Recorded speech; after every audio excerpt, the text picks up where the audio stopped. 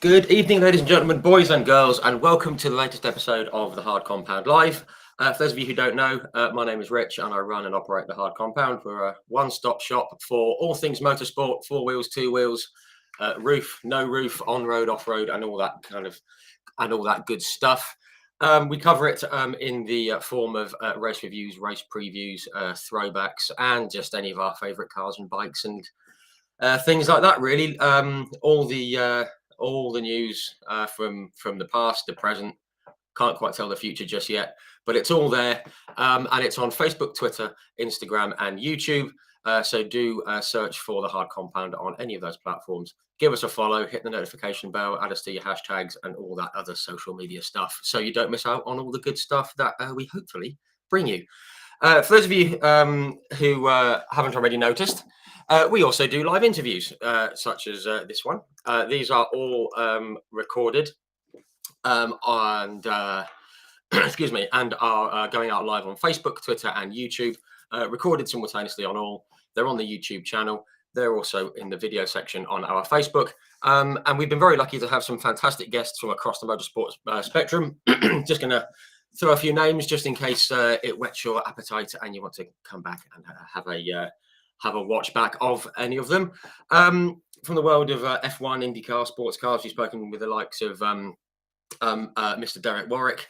We've spoken with David Brabham, Alex Caffey. We've spoken with the original Stig from Top Gear, Mr. Perry McCarthy, Mark Blundell, Eddie Cheever, Mika Salo, Emanuele Pirro, Carl Wendlinger, and the like. Excuse me. From IndyCars, we've spoken to the likes of Alonso Jr., Brian Herter, Alex Palou, the outgoing champion, Will Power, the current champion. We've spoken with Mr. Willie T. Rids, Ari Lyondike, Danny Sullivan, etc., etc. And we've had the honour and the privilege of speaking with Mario Andretti and Jackie X.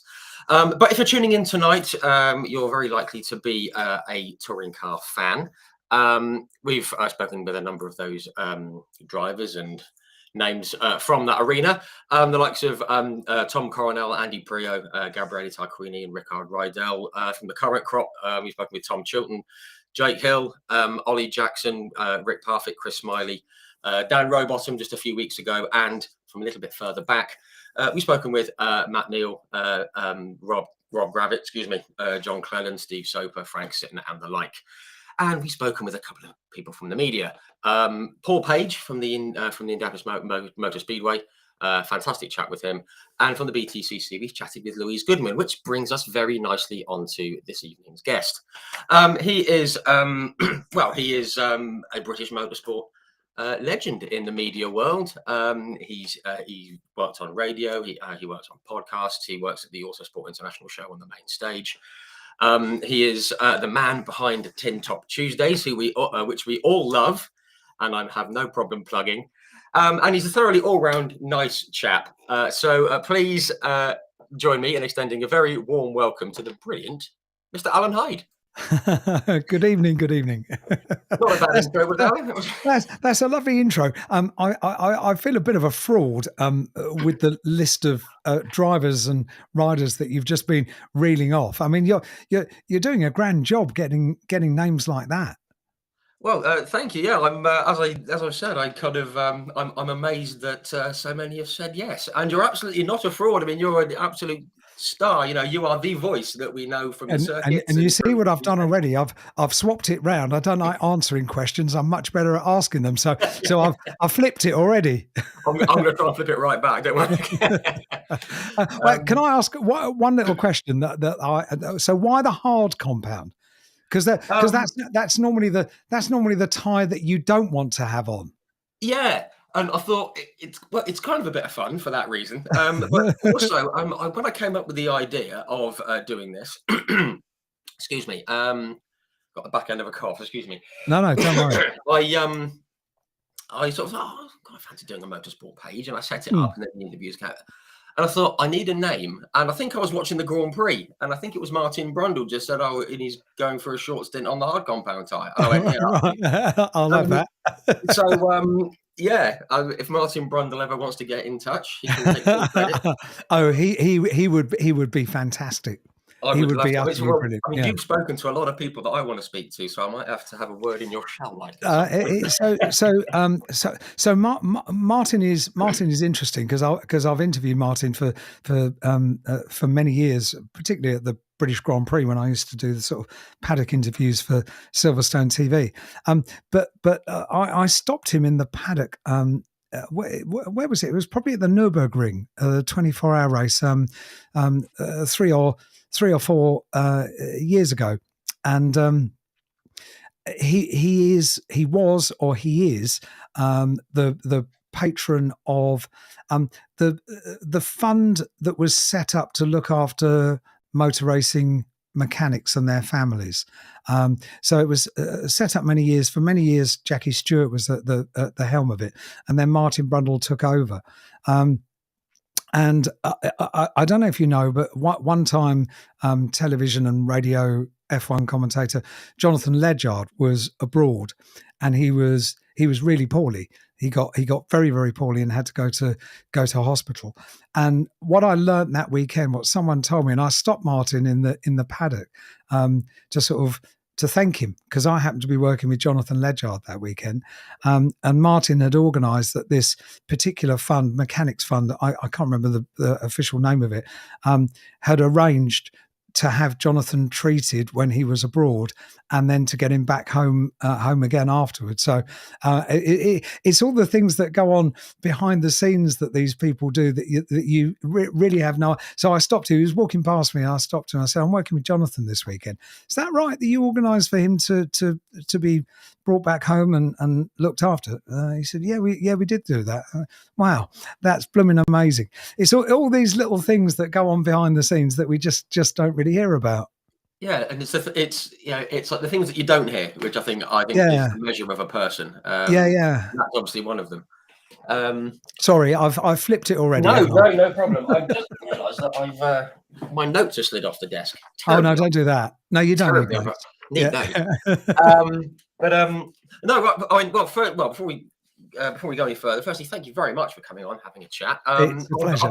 Obviously, I approached you towards the start of the year, but you're a very busy man. But I've been and ahhing about No, approaching I you. think you approached me last year. I It think might you have been the approached end of me at the last year. tail end of last year. Yes. Yeah. So this has been this has been in my in tray. That's Yeah. It's been marked unread. Yeah. No. I've had your contact details in my in tray for the whole year, but finally we've got round to doing it, which is mega. I mean, I didn't want to, pest you during the year because I know how busy you are and trackside and everything else. So, but no, thank you very much for coming to do it. I was umming and ahhing about talking to you because I thought I don't want to make it look like an absolute amateur. So You won't. hopefully that's not going to happen. You absolutely won't. Okay, we'll see. Just want to say hello to some folks in the comment section. Hello, we've got Simon Coombs, Kay Warren, Simon Steele. Hello, Simon. Dawn Jacobs, Oliver Taylor, good friend of mine. Thank you, Oliver, and Diffan Evans, and many others. Thank you for tuning in. If you have any questions, Richard, Oliver Taylor is correct. It is the Grand Prix Trust. That's exactly right. I was just going to say yes, the yeah. Grand Prix Trust. Yeah. Oliver Taylor, he does know his stuff. Yeah, brilliant, absolutely brilliant. But yeah, thank you to everyone. Do put some questions and comments in, and we'll try and we'll try and get to them. We'll try and work them in, but we've got quite a lot to get through. I've been swatting up and doing all kinds of things. You have. To talk about. Very impressively, yeah. Thank you. But obviously, I want sort of part one to be about sort of you and your sort of your journey in the world of motorsport and media and all that good stuff. I mean, where did it all start for you in the motorsport world? So, really peculiar as far as a job around motorsport is concerned, because it was never my plan. My plan was always from a really early age, from basically being a little kid. I wanted to be a guitarist. I wanted to be in a rock band. I wanted a career in music. And it dates back. So I was 6 years old, and we were at a holiday camp, and there was a talent competition taking place, and my dad had taught me an old Stanley Holloway monologue called "The Lion and Albert." and for a 6-year-old to remember it, because it's quite long and quite precocious for a 6-year-old to remember it. Dad kept saying, so, go on, son, go on, get up on the stage and do it. And all these guys were getting up on stage, and there was I would say early teens chap got on the stage, and he played electric guitar, and that was all I wanted to do. Really, I was really jealous of him. But in the end, Dad sort of coaxed me for long enough, and I thought, oh yeah, maybe I can remember it. So I got on stage and I did this monologue to rapturous applause, and I won the talent competition. However, I was not doing what I wanted to do. I wanted to be the guy playing the electric guitar. So I played guitar, and I soon got an electric guitar. So sort of late teens, I was playing in bands and working in a music shop, which led to producing music, recording other artists. And I worked in a 24-track recording studio as a sound engineer and tape op, and eventually produced some music. And I started writing jingles. So I was, and because I was working in a music shop, I was sort of collecting equipment, which very quickly was becoming not just equipment; it was becoming a studio. So I sort of, set aside a room in the house and made it a studio, which was Studio 22, which is what I called it. I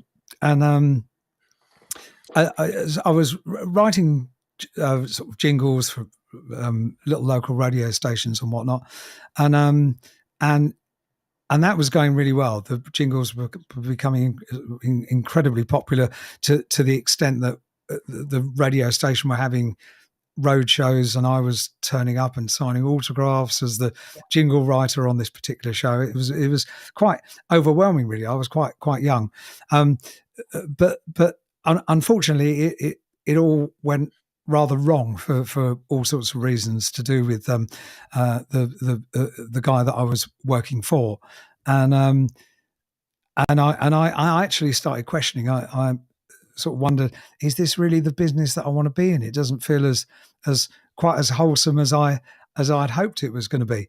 And motor racing was always something that I enjoyed, but only to watch. And it was peculiar.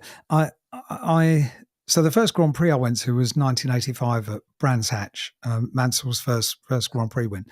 And I went with a mate. I was in the upper sixth form, I think.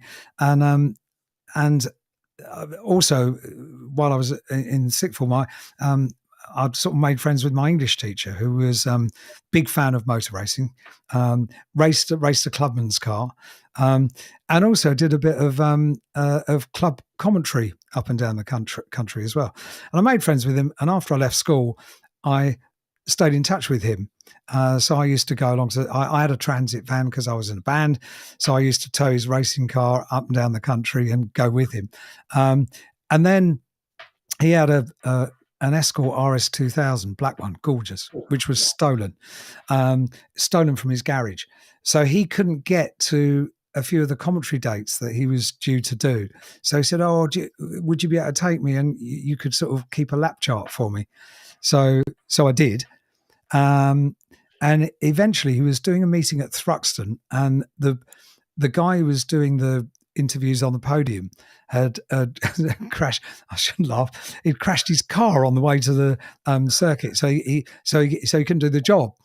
And because I'd been working in radio and I sort of knew a bit about talking into mics, knew a bit about motor racing, I said, "Well, maybe I could do those." So he proposed it to the gentleman that was in charge, a guy called Dennis Carter at Thruxton, and Dennis said, "Well, yeah, okay." Who I'm still amazingly close friends with, and was my support bubble during the COVID years. He and his wife were my little support bubble. So all these years later, 30 years down the line, still very good friends with him. He gave me a chance, and I did okay. And then I got a call a couple of weeks later saying, "Oh, could you come back and do another meeting to do the support races at the touring car meeting.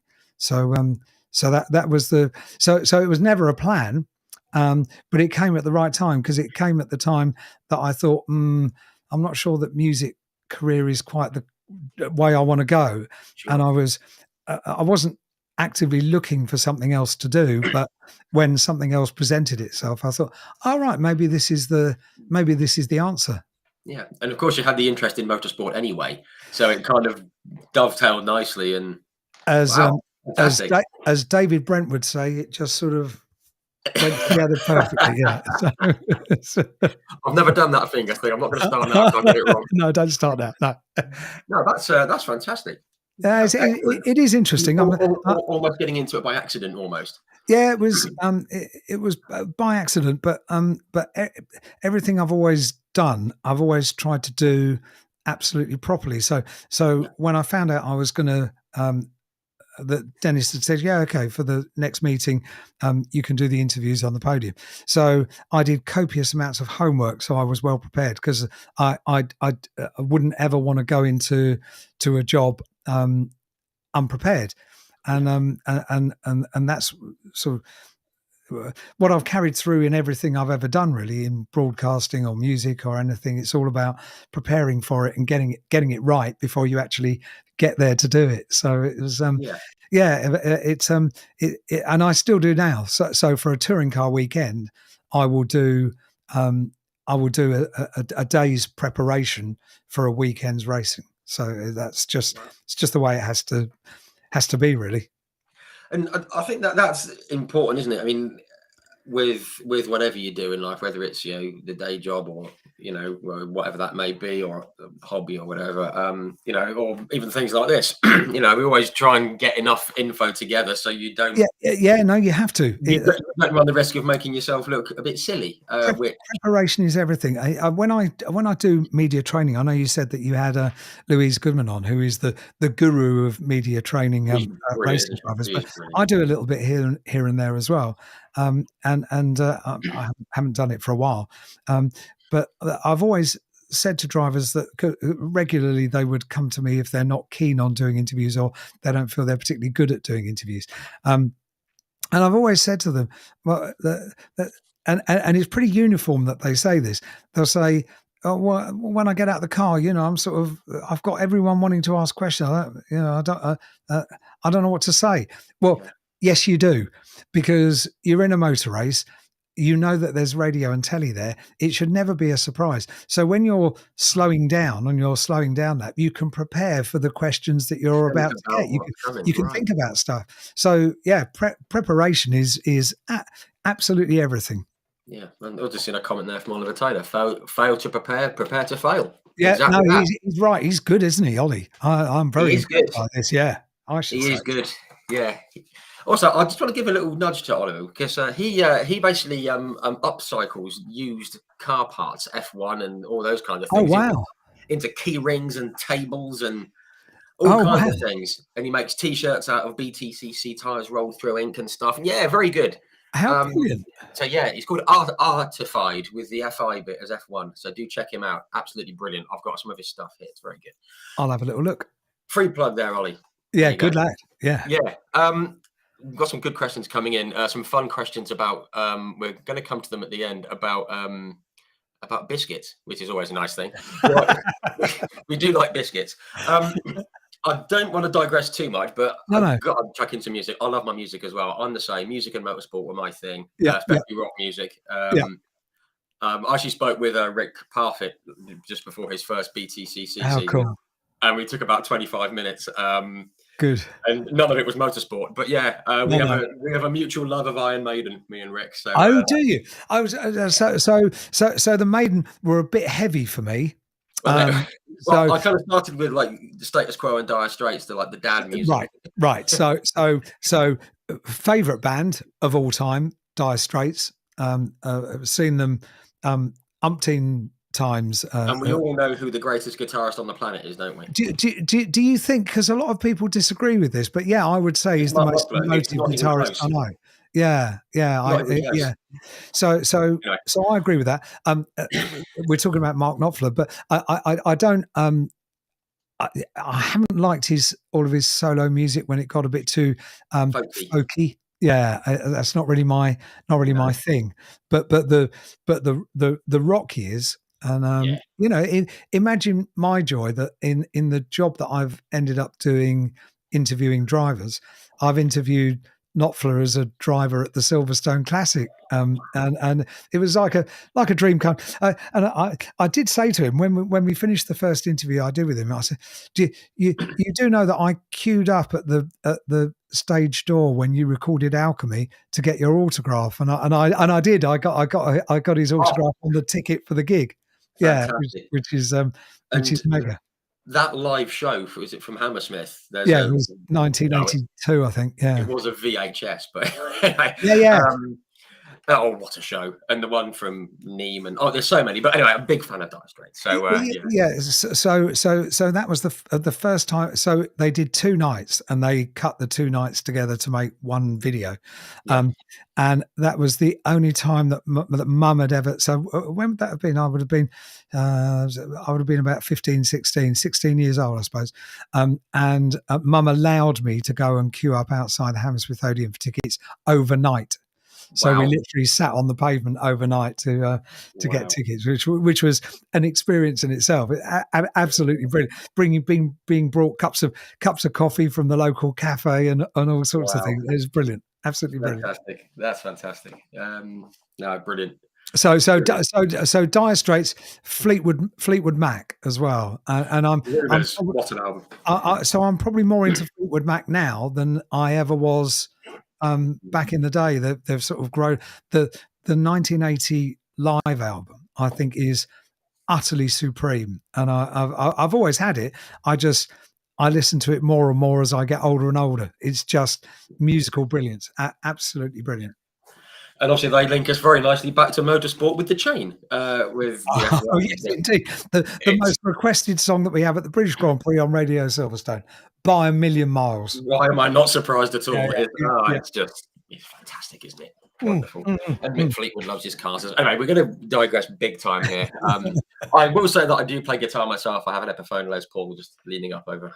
Do you, by Jove? I haven't played for about 7 years. Because I was going to say, are you any good? Because I'm not. I was all right for a bit. Yeah. But no. Yeah. But it's a nice white one with the black scratch plate. Is it on the wall? Is it? No, it's in a case just over there. Yeah, you see, I've got one of my guitars up on the wall because I think it's the most beautiful thing to look at. So why not look at it all day long? Yeah, that's the thing with guitars; they are lovely, aren't they? Yeah, gorgeous. But yeah, mine's a little tribute to. It's like Joe Strummer from the Clash and like. Oh right, okay, yeah, cool. Yeah, very cool. Anyway, so my other band. So the heaviest I would go. You talked about Iron Maiden. The heaviest I would go was Thin Lizzy, and they were Phil Lynott was a rock god to me, and saw them, and weirdly through motor racing, I then in relatively recent years, in the last 10 years, got to know Scott Gorham.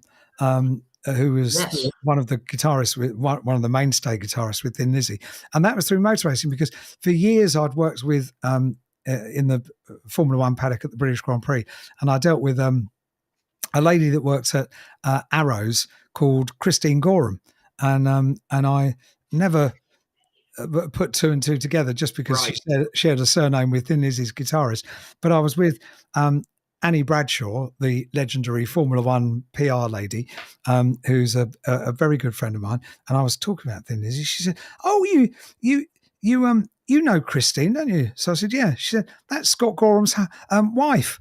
So I had absolutely no idea. So so yeah, it all sort of came together. Some multiple years after I'd been watching them live. It was amazing, absolutely amazing.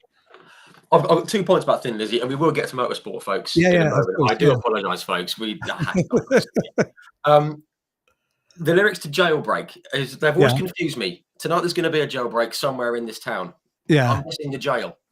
So, I so yeah, I can't say that I really analysed the lyrics. So I only thought of it a couple of years ago. I thought, if there's a jailbreak, it's going to be at the jail, isn't it? the Lizzie songs that I like were actually the softer Lizzie Right. songs. Philip Lynott was the most incredible poet. Some of his lyrics are incredible. His lyrics are utterly amazing. One of my favourite songs was a song called "With Love," and he just chucked in the line, "I'd like to make that Fraulein mine, mine Fraulein." And which at the time, as a young lad, how clever is that? Because it means everything that it's meant to mean, but it's actually mixing two languages together, and it just and it works in both. So one of my most prized possessions is a signed book of Philip Lynott's poetry, which he signed probably only about 6 months before he died, and so that's in my special box of very special things. Yeah, wonderful. That's brilliant. Let's leave music because we could talk all night about that. Just say one very quick thing with Go on then. I was in Oxford. It was a work do. I was in Oxford, just up the road, and everyone went home, and I thought, oh, let's go and see what's on at the well, it's the O2 Academy now. I forget what it was back then. Zodiac, I think it was. It was only about 7 or 8 years ago, and there was a band playing. It said Black Star Riders. I thought, okay, never heard of them. But okay, it's like 10 quid. Let's go in. And they came on, and I thought, I recognise those guys. Who are they? Yeah. They played 4 or 5 songs. And then they said, okay, now this one you must know. And they went, And went into Whiskey in the Jar. I went, oh my God, it's Thin Lizzy. Without film in it. So they were touring as Thin Lizzy. First of all, they had John Sykes in the band, and then various other people, and then they got the lineup that they were happy with Scott Gorham in the band, but then they wanted to do new material as well. Yes. So they formed Black Star Riders so they could. Yeah. But I had no idea, and I went, wow, brilliant! I've just spent £10 to see Thin Lizzy. And when they went into Whiskey in the Jar, I went nuts. That's something special. Yeah. Yeah, it was a nice surprise on a Friday night. Anyway, right, motorsport. Let's get. Yes. Sorry, folks. Motor music could yes. Sharon Lynch is right. Still in love with you. Yeah, the live Sharon version. Lynch is absolutely right. Yeah, beautiful. Yeah. With John Sykes playing lead guitar. Is my favourite. Yeah. Oh, wonderful. Yeah. Lovely. Right. It's park music. A question there. Touring car legends. Yes, we'll come to that very shortly. So going back to your sort of growth of, you started with Studio 22, and then you've obviously grown and you've done more bits and pieces. I mean, I'm just always interested in how you went about that. I'm more interested about how drivers get sponsorship and things like that, and how you went about growing things, and then obviously starting up that Tuesday night thing that you do. So the trajectory of what I do was in no way ever planned, really. It was just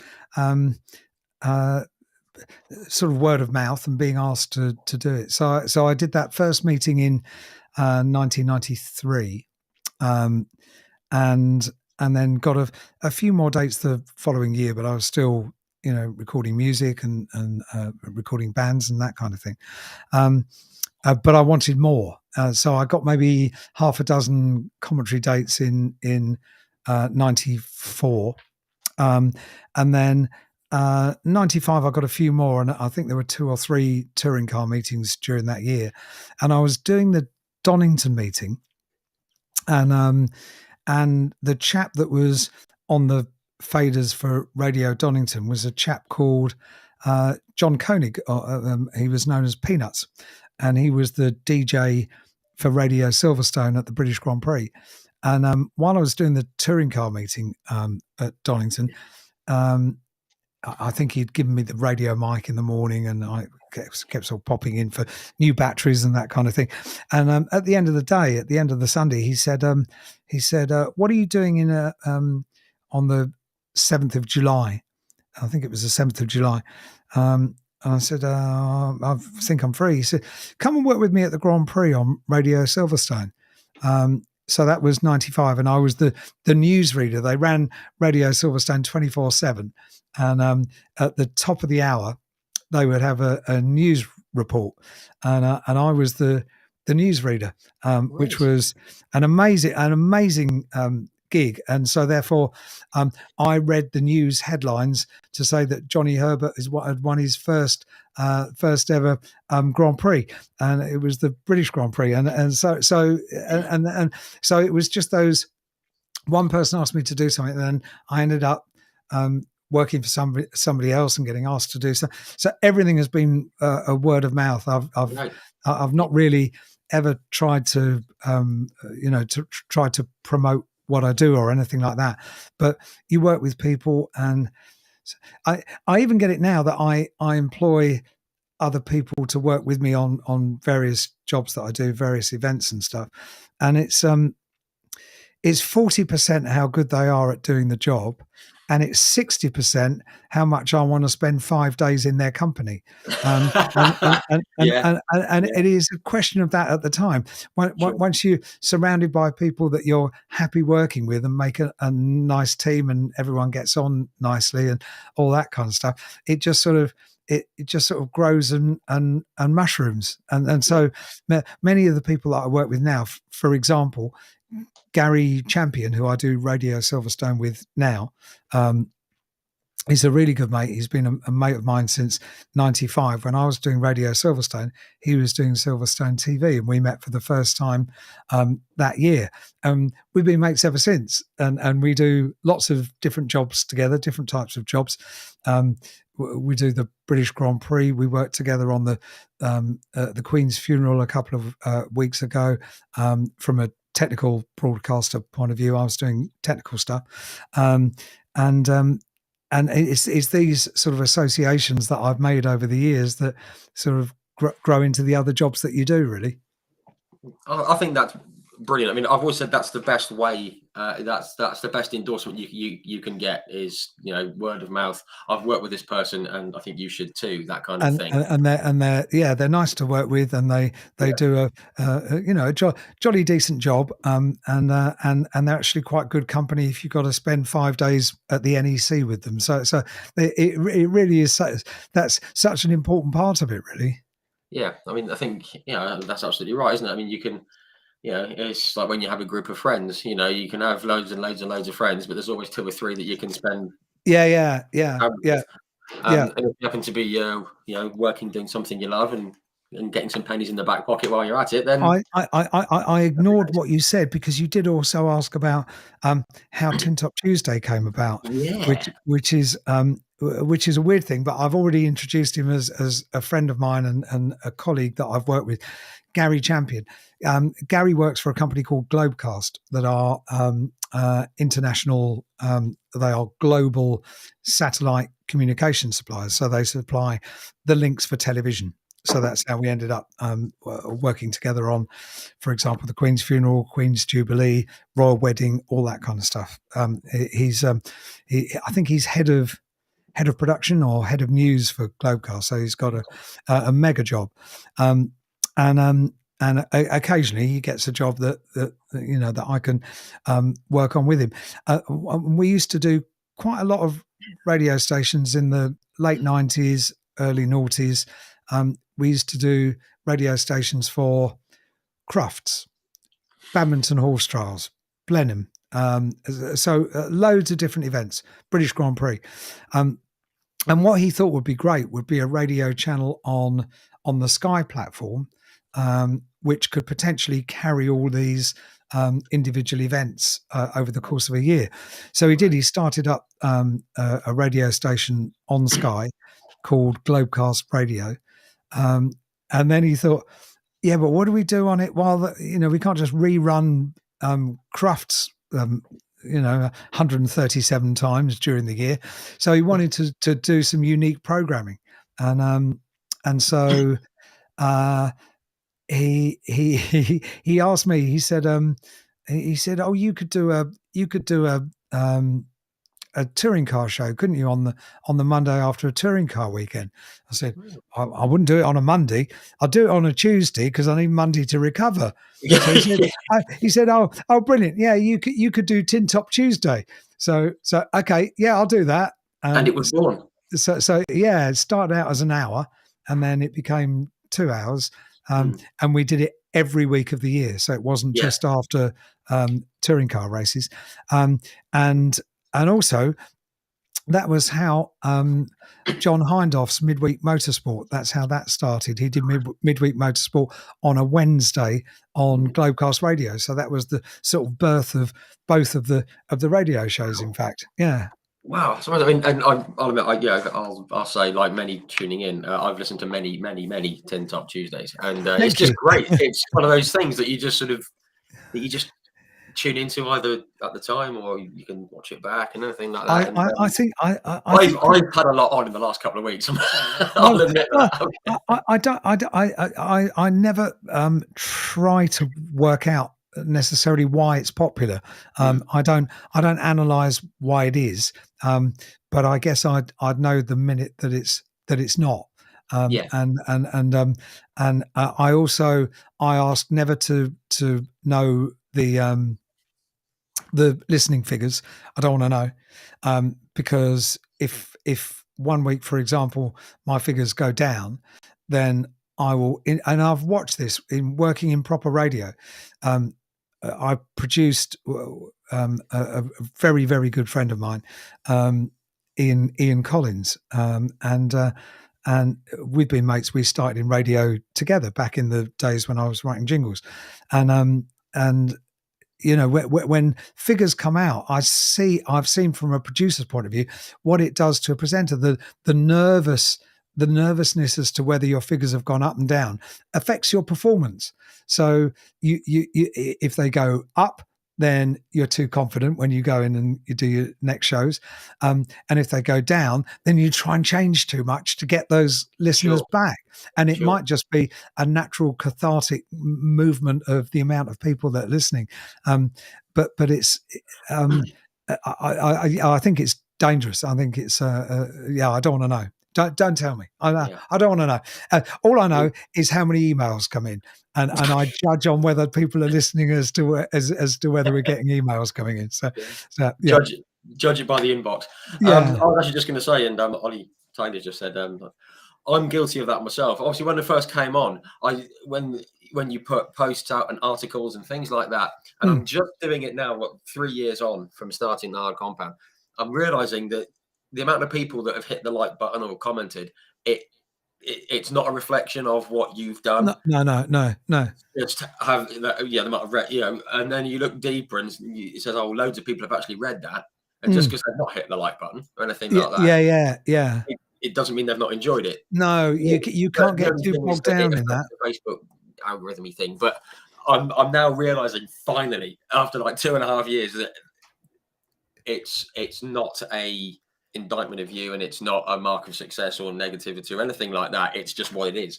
No, and you can't start to beat yourself up over how many people were listening or how many people were interacting or anything like that. Just do your normal thing. The most amazing endorsement of it to me is that over the years, the sponsors that I've been able to get without asking. So these are sponsors that have come forward. So Renault came forward, Toyota came forward, and quite a few others. But latterly, the most amazing sponsorship that I've got from Autoglim, they ask nothing of me. It is really quite incredible. They just let me get on with the show. I was talking to the MD chap yesterday, and just really thanking him for sponsoring us for another year. And there's no guarantee that I get sponsored from year to year. I don't know if they will, but they've just sponsored me for 7 years to do this show. And without that, I couldn't do the show. It's my job, so I need to get paid and justify. And they have just been utterly wonderful. Give away prizes. Yep, give away prizes. That's fine. We'll send them out. We'll do all that. And just get on with what you do. And that's even down to, right. This is how cool they are as sponsors. The COVID year, when all of a sudden the season was sort of shelved essentially, and I thought, well, what are we going to do? I've got all these dates in the diary to do Tin Top Tuesday. We've got no touring car meetings. What are we going to do? And then I sort of thought about it, and I thought, well, actually, now is a time that we should be doing the show, because to try and entertain people, to so they can hear from the drivers. And I rang I'm so Autoglym. glad you said that. I'm so glad, because again, I'm nowhere near your level of anything. But Yeah. I set this thing up in October 2019. COVID hit, and I thought, great, I've got a motorsport page, and there's no motorsport. Yeah, of course. And then you think, well, what But we're the going to people do? are still there. But and they haven't got any more motorsport, so they might tune into you instead. Exactly that. And I started doing, I think I did like a motorsport alphabet. A is for this, and a few days, and then I did like a red day and posted loads of pictures about red cars and bikes and stuff, and just did Brilliant. that. And then I spoke to Rob Gravitt, and he said about doing a live chat, and here we are. He's a good lad. Yeah, Rob's great. He's a good guy. Yeah, he's my hero, my touring car hero. It worked out being for people like, for things like this. It turned out to be very good. Oh, really good, and changed the whole complexion of the amount of people that listen to podcasts and all of those. And when I had this idea that I need to carry on and do it, I thought, I might want to carry on and do it, but I wonder if Autoglym will still be happy for that to happen. And I rang them up, and it didn't even say, we'll get back to you, we'll have a chat and we'll get back to you. He said, crack on, do it absolutely as you were going to do it. All the dates that you were going to do, crack on. Brilliant. And what more could you ask for from a sponsor? Utterly incredible. Yeah, brilliant. I mean, given that a lot of we know the BTCC suffered from like no hospitality and condensed season, everyone struggled. So for them to do that was it was quite incredible, absolutely incredible. It was I couldn't ask for any more, really. No, absolutely. I've just seen Mark Wagstaff from the man behind the excellent BTCC Blueprints. Yeah, does fantastic work. Do go and check them out, folks. They're on Facebook, and they're superb. Yeah, they've got their own website, and they do just brilliant stuff: mugs, key rings, and loads of other brilliant things, posters, and all that kind of thing. He's just said that the main COVID year made their website the busiest in 8 years. Yeah, because people wanted to be entertained. Yeah. People want to keep their finger in the pie, as it were. Yeah. Which is excellent. No, that's what fantastic. Yeah, people like that on board as well. Fantastic. So lucky. And I would love for them to do another year next year. If they don't, I'm still exceptionally grateful for 7 years of broadcasting, because they gave me it's a bit like talking to motor racing drivers, and they say, I've been in the same team, so I've got stability and it carries over. And for me to have the same sponsor year after year, and knowing what I can do, and I can give away prizes, and even if they didn't stay on board for next year, which I hope they do, I am eternally grateful for them. Absolutely cracking company. Yeah, fantastic, and it's good. There's that mutual respect as well. Yeah, they're lovely. Yeah, terrific. Excuse me. Obviously, but outside of Tin Top Tuesday, which we all love, I certainly do. You've obviously worked on the main stage at the Autosports show and done all that. And spoke to a lot of amazing people, and you've been on like Talk Sport and all these things. I mean, it's all gone rather well, hasn't it? So the Talk Sport thing that was weird, because Ian Collins, who is a talk radio presenter, and was Talk Sport back then, we both started working on the same radio station when I was doing jingles, and he was a sort of sort of a sidekick, if you like. He was sidekick Simon. He was doing sort of funny voices and all that kind of stuff. So, and we're the same age, so we became friends back in the early 90s, and we've stayed friends ever since. And he was doing a Sunday night show on Talksport, and he was doing it with a mate of his who's a journalist, a writer called Piers Hernu, and it was all a bit laddie, to be honest. And he ended up getting me in on a Sunday as well, which was really cool. And I used to absolutely love it. So it was the three of us, and then Ian went on to overnights on Talksport during the week, and the opportunity came up for me to sort of sit alongside him and be on air with him, but also be the producer of the show. So I did it for it actually did me in. It was in 2007, and I got the opportunity. I said, yeah, this will be brilliant, because it will be just two mates giggling away like mad during the night, which is what we did pretty much every night. But I was also trying to still do my normal stuff during the daytime at the weekend. So I was working overnights during the week and then daytimes at the weekends. And I was finding it tiring, to be honest. I went over to a Renault Formula One launch in Monaco, to interview Fernando Alonso, and I'd done the overnight show the night before, went straight to Farnborough Airport and flew over to Monaco, did that, and then came back and did the overnight show the following night, and it was beginning to wear me down a little bit. And I did a meeting at Donington Park, and I left at the end of it, and I thought, I feel a bit sleepy. I'm going to pull into the services. So I pulled into the services, not long having left Donington Park, and just thought, I'll just close my eyes for 5 minutes. And I woke up 6 hours later, I know, with 2 parking tickets on my windscreen. Oh, the parking tickets for that, isn't it? Yeah.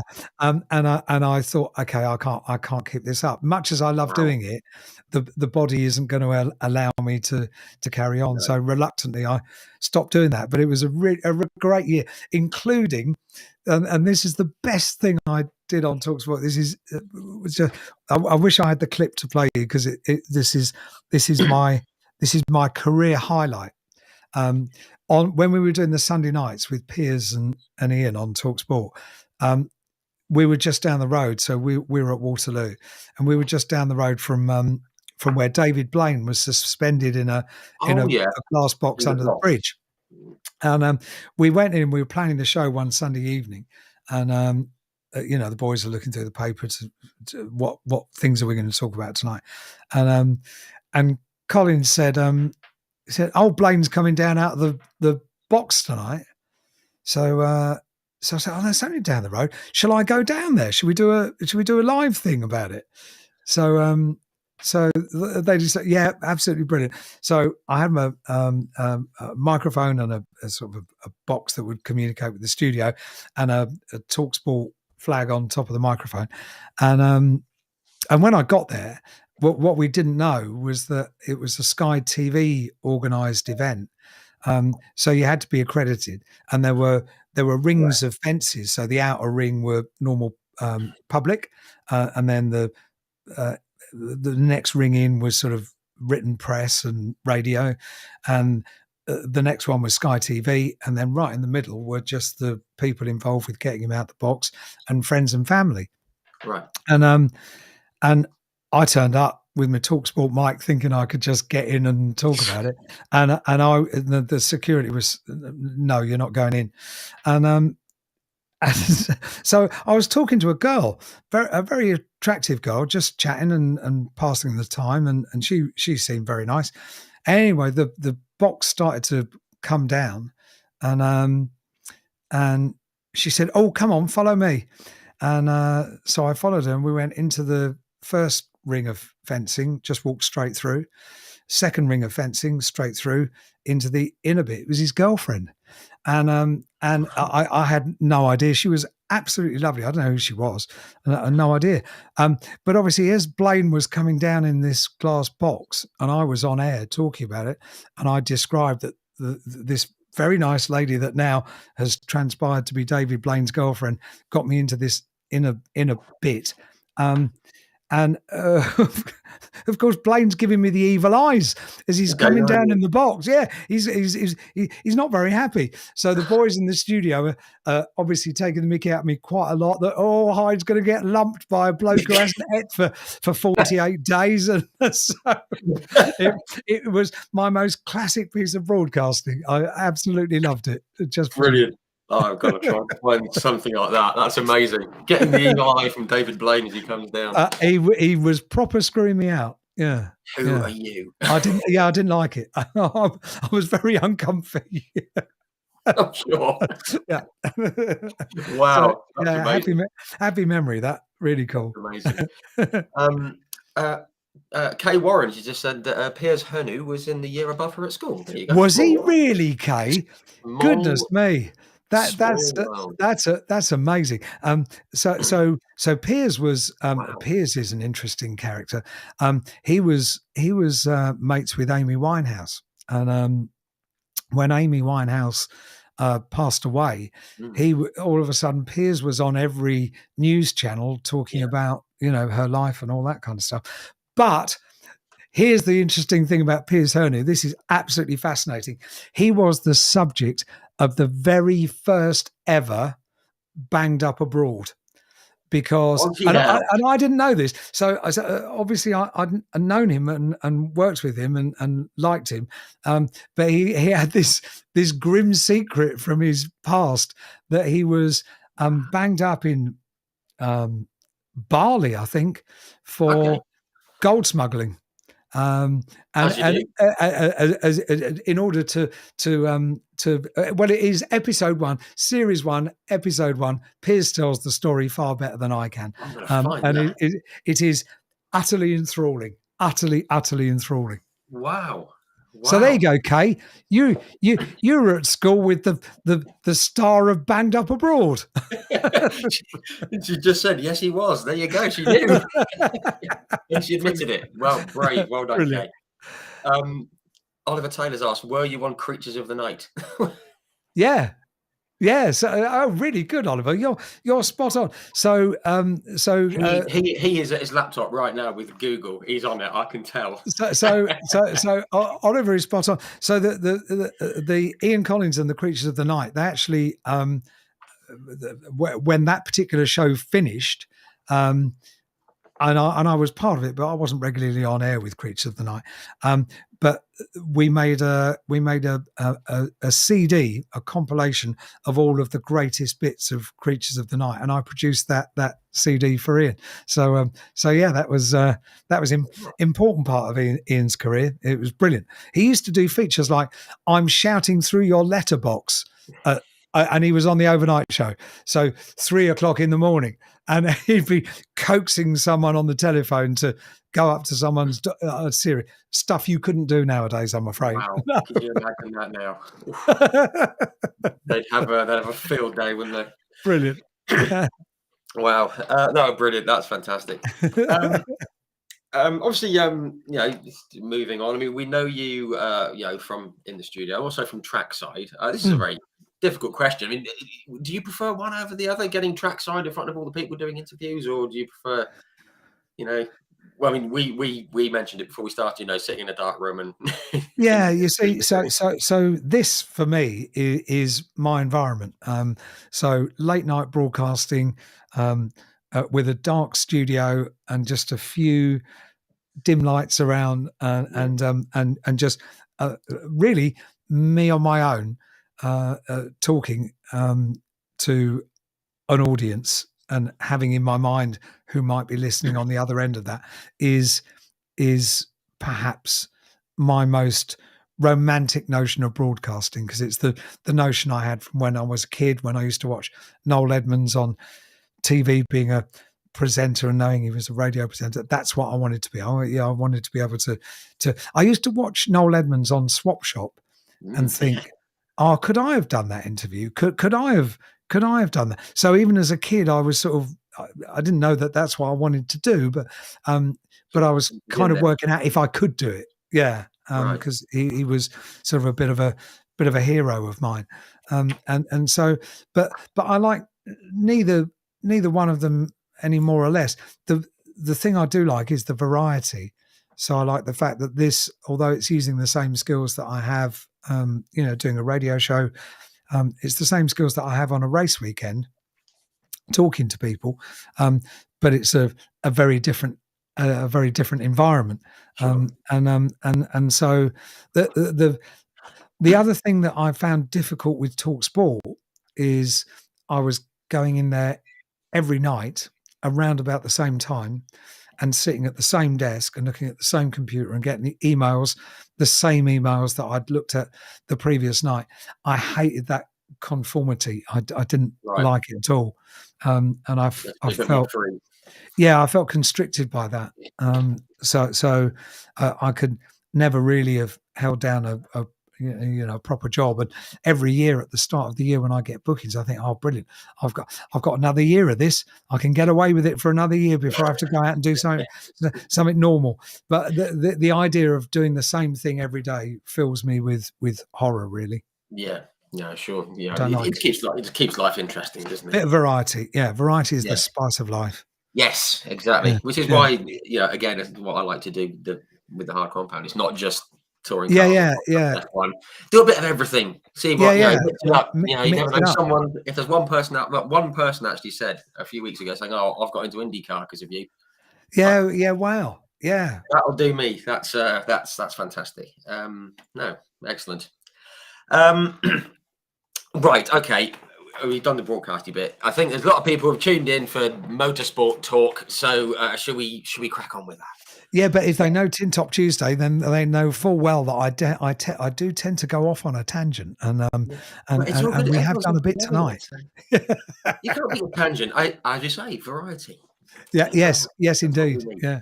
Oh, Um, excuse me. You hmm, mentioned Autosport International, and yeah. I've just seen. Is it Kay that's asked, will you be working at Yes. Autosport International? I was going to bring that up. Yes, I will. I've been asked to do that again, which is amazing. And I know we were talking about this before we went live. It was that was a tricky job when I was asked to do it because it's a mega job, fantastic job, um, and one that's going to be right up there at the top of your CV, really. But I was taking over from someone that was a really good mate. Henry Hope Frost had died in a motorcycle accident, and he did the job. He'd made that job his own, and then I was asked to step in and do it. So it was, yeah, it was nice to be asked, but I can't do it the same way that Henry did, Mm, and I had to do it, my own way, and the only way that I could make that okay was how it panned out. My first interview was Alan Gow. So somebody I know really well. He's one of my best friends, and it just sort of eased me into the job. And yeah, they have asked if I'll go back because this is the first one we've had since COVID. So yes. yeah, Yeah. so yeah, they did. They asked me earlier on this year, and I was quite chuffed to be asked, really, because I thought there must be loads of young and eager people that would be, such a lot of new talent with so many motorsport television channels that pop up all over the place. But I guess they also like maybe somebody that can talk to the older drivers and older riders and actually remember when they were doing it. So there's an Yeah. advantage to getting old, clearly.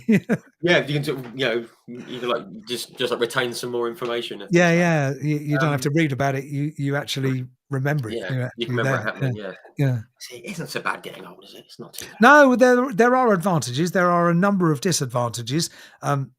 One is memory.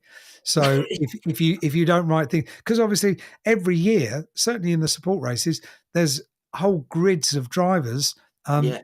Particularly, for example, the junior formulae. You've never heard of them before, and Yeah. by the end of the year, I'm just about remembering all their names, to be honest. But and then it comes to an end. yeah, yes, just by the time they go off and do, they do Formula 3 and Formula 2. So so there are disadvantages. I have to write everything down. Yeah. Serial note maker. Yeah. Absolutely. I mean, well, I think there's going to be a lot of people who are going to be pleased that you're, back at Autosport. You're almost, well, you're like an institution. It's great. So yeah, I'll be heading up there at some point. So it'll be nice actually, because the last one, if you remember, was just really before COVID. Yeah. And just when I thought the hard compound could, this is it. I'm going to go to Autosport. I'm going to speak to people, and it's going to take off. And then it didn't. we were actually a huge amount of us working on Autosport stage that year were really poorly, and it's only with hindsight that we've all thought maybe that, because we all had very, very heavy flu-y, coughy symptoms, and it's only with hindsight looking back that I'd just come back from Macau and Hong Kong. So potentially we were all early adopters of COVID, spreading it amongst ourselves backstage. And we don't know, because there wasn't a test back then. No, I mean, it sort of sounds like it could well be, that it could well be that. But did we know what was on the horizon? What? No. 2 months later. No one could have predicted that, could they? No, absolutely not. No. But we got through it, and well, we're getting through it, not through it, of course. And motorsport is back and everything, and so I just want to talk about. I mean, we've got a list of people that we want to have a quick chat about. This is going to be fun. I love the fact that Oliver Taylor was a listener to Ian Collins and the Creatures of the Night. That is so cool. That is utterly brilliant. I can't get over that. Oliver's a lot cooler than he looks. Sorry, Ollie. That is utterly fantastic. I shall tell Collins when I speak to him next. He'll be really chuffed, and I shall tell Hernu about Kay Warren going to the same school. It's a small world. Absolutely, it certainly is. It certainly is. Right. Onto the track side of things. I mean, we've had a discussion about touring cars and about stuff. I think this is probably a good time to talk about someone who we've lost recently. Like Christy Rouse. He was actually, I'm going to let the cat out the bag. He was actually due to be on next Wednesday. I'd agreed. He's because he does the Chasing the Racing podcast, which is fantastic if you're a bikes fan. And, lovely young, he was a lovely young man and very, very clever. And he was working his way up. He was the superstar champion, and he was. And I thought, he's got a good story, and I'll contact him. And he was very happy. He said, I'll come on. We'll do it at the end of the year. I mentioned I was going to be at Thruxton. He said, right, come and find me. So I did, had a chat with him. And I, pitched him about coming on here. And he goes, yeah, absolutely. Send me a message after Brands. I went, well, I'll be at Brands for the last race. So I'll come and find you again. He goes, yeah, brilliant. Yeah, no problem. And I had him on the phone the Thursday before Donington. And obviously we know what happened. Just awful. Really, just one of those 1 in a million accidents. Really sad. I don't know if you knew Chrissy at all. So, no, not at all. And this was my first year doing BSB. I've for years I've anchored the broadcast at the British Grand Prix for MotoGP. I've dipped in. I've done World Superbike meeting here and there, and then this year the opportunity came up to do BSB as the sort of the presenter, if you like. It's a great team. Larry Carter, who does my job in the pit lane, is just amazing. And he'd had this partnership with Fred Clark, a bit like Ian Titchmarsh and I had in BTCC.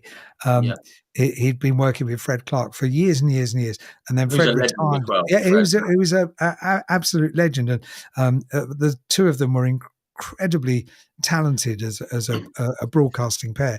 And then Fred hung up his mic at the end of the year, and Knock Hill commentator Duncan Vincent got the opportunity, Yeah.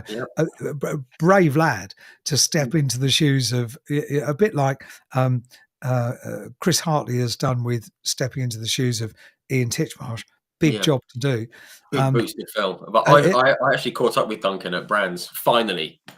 he's such a good lad, and Such a nice guy. he Such is a nice guy. he is absolutely beasted that job this year because He's done incredibly well. he's Yeah. done it his own way. He hasn't tried to be anybody he isn't. He has done it his own way. He's incredibly fastidious about doing the preparation and all of that. He's got a lovely style, lovely voice, and to have worked with him and Larry this year. And as I say, Larry's a friend and somebody I know really well. And so I was fine working with Larry. I didn't know how it was going to be with all three of us coming together in a chemistry, but it's worked brilliantly. And the thing is, obviously, I haven't been around the paddock, so I don't know all the riders. I got to know a few of them this year, but I didn't know Chrisley. However, both Larry and Duncan knew him really, really well. Yeah, So I know Duncan had breakfast with him on the Sunday morning. he did on that morning at Donington, and he saw what happened and he told me, and I'm not about to relay it to anyone. It was right in front of our commentary box, Yeah. so it's absolutely devastating. And then to get to Brands Hatch, and of course the whole of the paddock is feeling the pain of something that regrettably does happen in motorcycle racing. We have riders that are badly injured, and we have riders that sadly succumb to their injuries and pass away. But the thing about being involved with the BSB radio team at Brands Hatch, when we had our moment of reflection, remembering Chrissy, was tough. Yeah, and I was watching my two colleagues, two friends that knew him really well, broadcasting, and feeling the pain of it. And I didn't know him personally, but I was trying to support the both of them because they were not just broadcasters; they were talking about their friend, and that's not, fortunately, not something we have to deal with on such a regular basis in car racing. So it was the first time I'd seen it, and I understand, to be involved in bike racing, that is a possibility. That's something that's going to happen. It's certainly more likely. But the most incredible thing about Chrissy Rouse, although I didn't know him, not a single person has said anything other than what you said to intro him, that he was a lovely guy, an interesting guy. And in fact, when we marked the end of the silence for him at Brands Hatch, we played the little clip of him starting his podcast. So really, really tricky, that. Yeah, I mean, I only met him. I only met him twice. I'm having a bit of a wobble myself. I get that. Yeah, it was, even though I only met him twice, and there's a lot of people that know him far better than I do. I've still got his number in my phone and things like that. And and it's difficult. But I thought it was really brilliantly done. But something that everyone has said when they've spoken about Chrissy Rouse, they've used the word smile. Yeah. Apparently, he was a lovely guy. There's photos of him smiling like that, just a little bit, and I thought, that's him looking miserable, because he was just one of those guys. I'll give you a word of advice. Take his number out of your phone. Yeah. And the reason I'm going to say this to you is, and this is hopefully going to lighten the mood slightly so we can start smiling again. Absolutely. I kept my mum's telephone number in my phone after she passed away. Yeah. And weirdly, when I used to go on foreign travels before before Mum passed away, I would always send her a text message before I got on the flight, and then when I got to where I was going. So it was just what we did. We always used to have a little text. Yeah. And after she died, I carried on doing it. The worrying thing, and the thing I didn't know, is that eventually, when the phone hasn't been used for a while, the mobile phone company redistribute the number. So I wasn't expecting Mum to reply to me. Oh, Some goodness. 3 years. I know.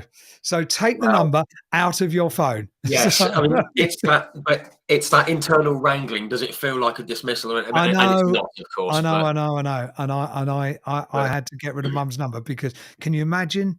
You know, I've getting a sent text Mum. back. I said, I'm there, okay, and then all of a sudden, in the display of your phone, it comes up, Mum. So, what? But yeah, Yeah, yeah. yeah. I learnt my lesson. Yes, no, I will take that on board. Yeah, Absolutely. yeah. But yeah, very, very sad. But on a happier note, Yes, yes. by the way, his funeral is on Friday. I think if you This want to, is, yeah, on and they're Friday. Yeah. saying that people are able to go to it. It's at the school that he used to go to. So if anyone Yes, does yeah. want to go, just go and look on social media, Chrissy Rouse, and there'll be some details about how you may be able to attend if you so wish. And bikes. Plenty Yes, of them. Yeah. yes. If you have a bike or know someone who has a bike, Yeah. let them know. Yeah. Which is amazing. Yeah. Yeah, just give them a proper send off. Yeah. Yeah.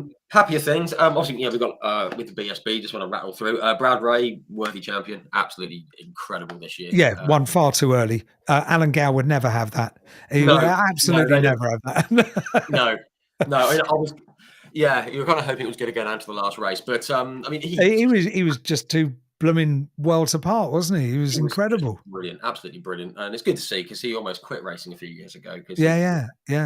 Family sacrifices, but yeah, absolutely brilliant to see him win it. On the other side, Jason Halloran just rotten so blooming unlucky. Got run into 3 times, twice at Alton, once at Brands. Yeah. I'm a big fan of Jason. Yeah, me too. I'll defend him to the hill. Incredibly exciting racer to watch this year. And it's 2 years in a row that he should have won it. I know.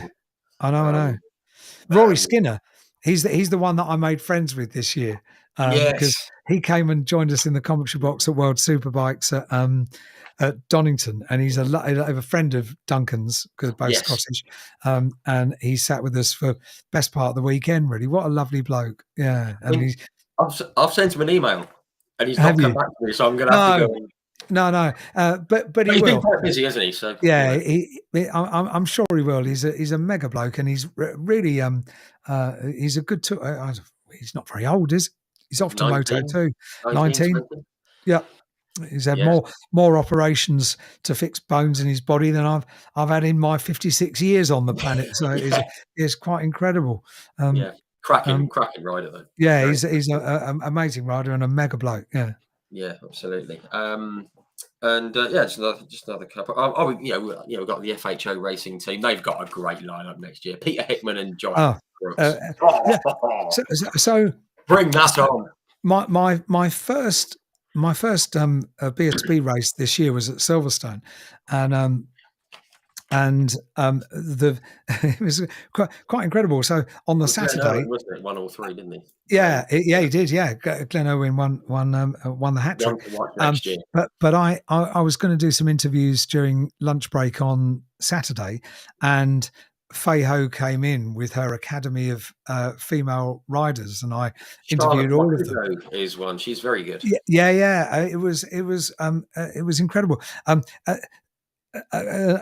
obviously I was sort of reasonably nervous because I haven't got a huge knowledge of BSB and the background and all of that kind of thing.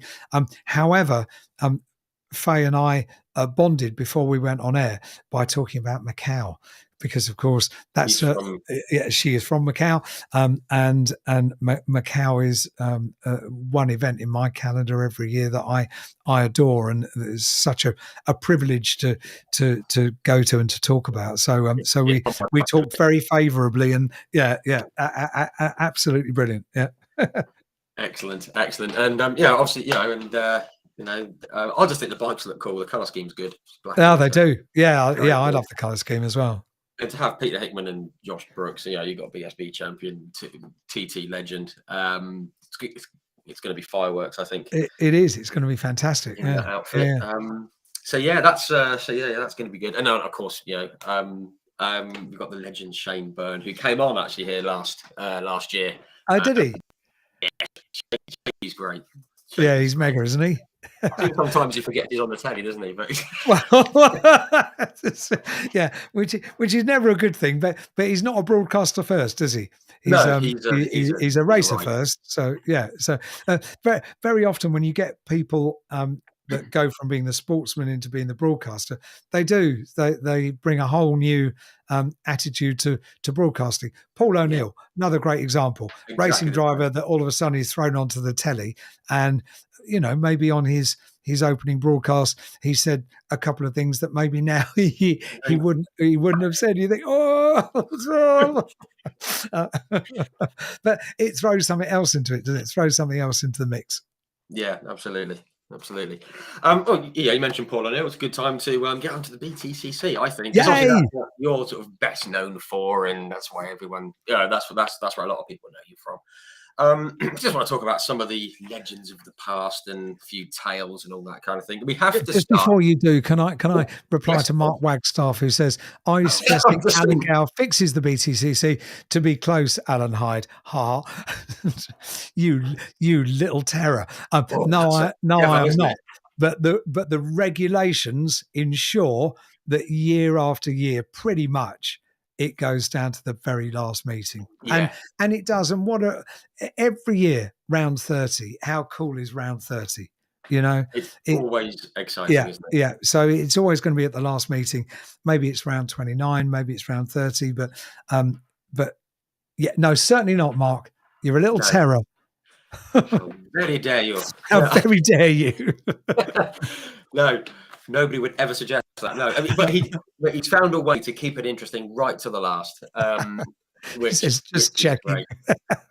Just checking. Very I'm good. Yeah, sure. I'm sure you yeah. were bringing controversy onto my show, weren't you? Brilliant. But no, so yeah, Yeah. BTCC.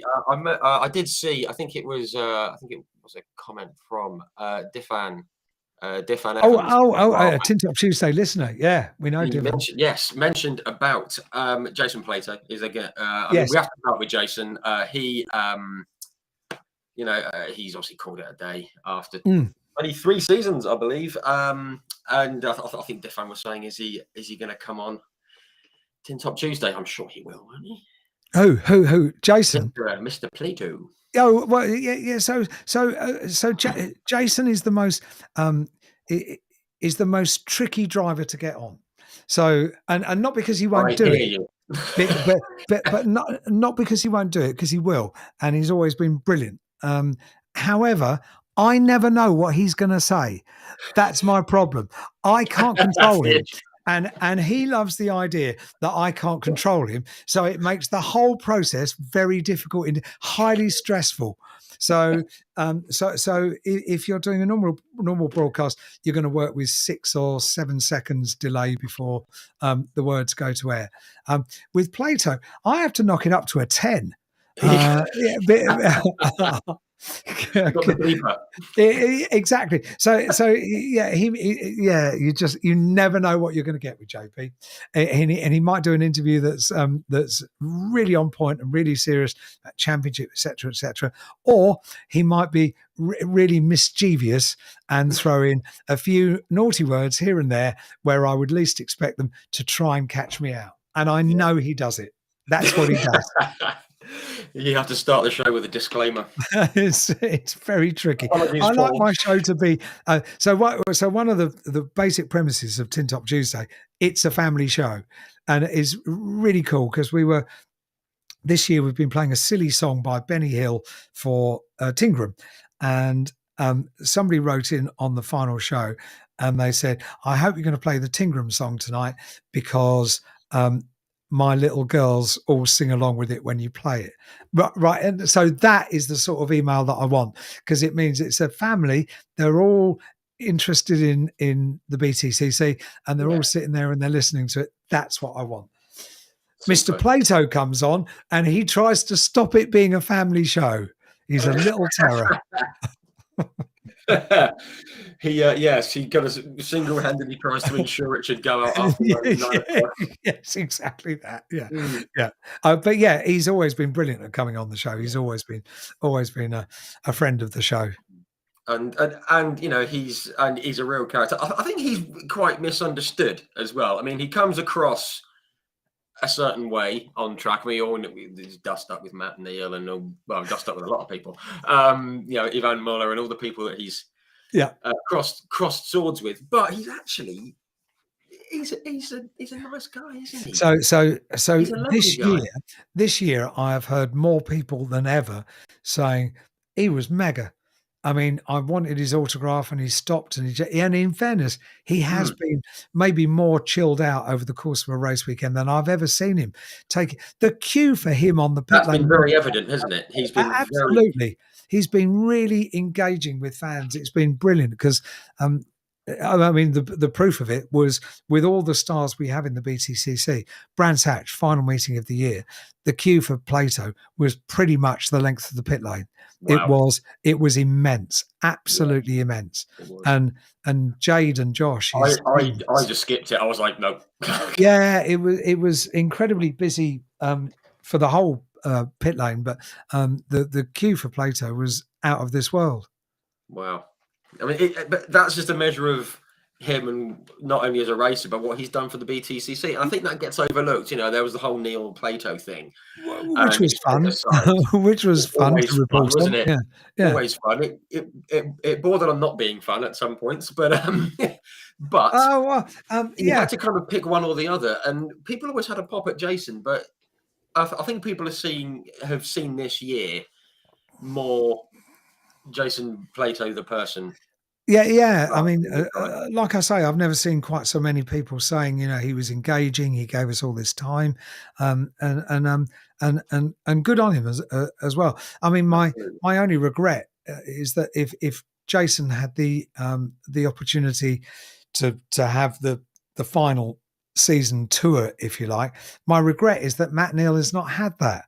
So he's not racing, but it was all sort of murky because of the COVID year and the racing behind closed doors thing, and so we never really got to have that final colossal on track dust up between the two of them, which would have been awesome. Yeah, maybe it would have been great. We didn't have the chance to do that. Yeah, you're right. Yeah, really. I mean, I actually had Matt on here a couple of years back. It was first the real big current BTCC driver. And he said, I said off air, the little chat beforehand, I said, look, I'm going to allude to the question, is this it? Because this was 2020. 2020. Yeah. I said, but I'm not going to ask it directly. Now, this was about this time of year. And he said, I can answer it off air. He says, I'm done. Dan Rowbottom's taken over. I was like, oh, wow. Okay. And he then said to me, oh, you're definitely not on air, are you? I was like, no, not on air, not at all. And he said, well, but on air, he said, we'll see. Never say never. Who knows? We'll see what happens. But he had already done the deal. Wow. Apparently. And it was horrendous because I kept seeing all these conversations on social media, and I'm there with my finger on the keyboard. Well, yeah, you have to be careful when you are blessed as we are as sort of broadcasters and friends to some drivers and riders.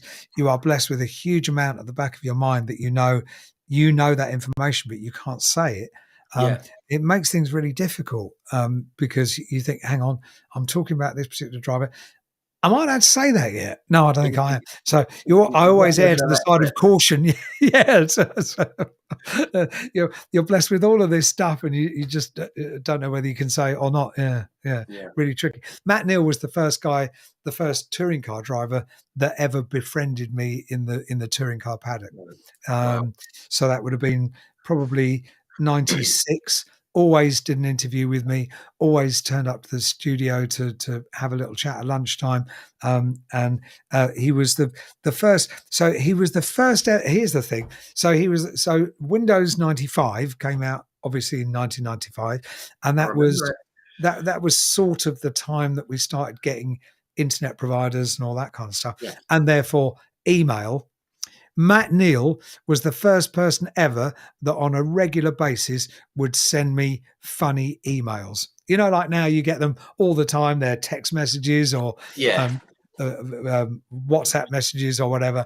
Matt Neal, he was a regular. Made me It was the laugh first one. almost on a daily basis. Yeah, yeah. Brilliant. I love that. I love that. Again, another misunderstood guy. Oh, he's This brilliant. Yeah, he's he's lovely. really lovely. I mean, Yeah. it's I must admit, it's very odd from my point of view. I was walking down the I was at Silverstone, and I was walking down there, and I had a few photos that I wanted to get signed for some past guests on here. It's a bit easier with BTC, so you can just go and grab them. And I was walking along, and it was the Sunday before I had Dan Rowbottom on the show, and I was just talking to Dan. I was walking away, and I had a tap on the shoulder, and it was like, "Hello, Rich." And I turned around to see who it was, and I went, "Oh, hi, Matt." Look up, but it was quite weird that he recognised me. It's brilliant. And I Yeah, thought no, that was really that, lovely, that really that that lovely. that's what people do. You know, if they if you've made an impression on them and they're likewise they're professional, they're proper people, then they Yeah. make it their duty to remember you. The thing about Matt Neal, because I'm quite short. So when I used to hold the microphone up to interview Matt on a regular basis, sometimes my arm used to ache. You know, I said, Matt, finish talking, mate. Seriously, I need to talk myself. He's particularly high, isn't he? Yeah, he is. Yeah, I didn't 6'8", realise. is he? 6'8", I think he is. Yeah, I I'm didn't realise 5'6".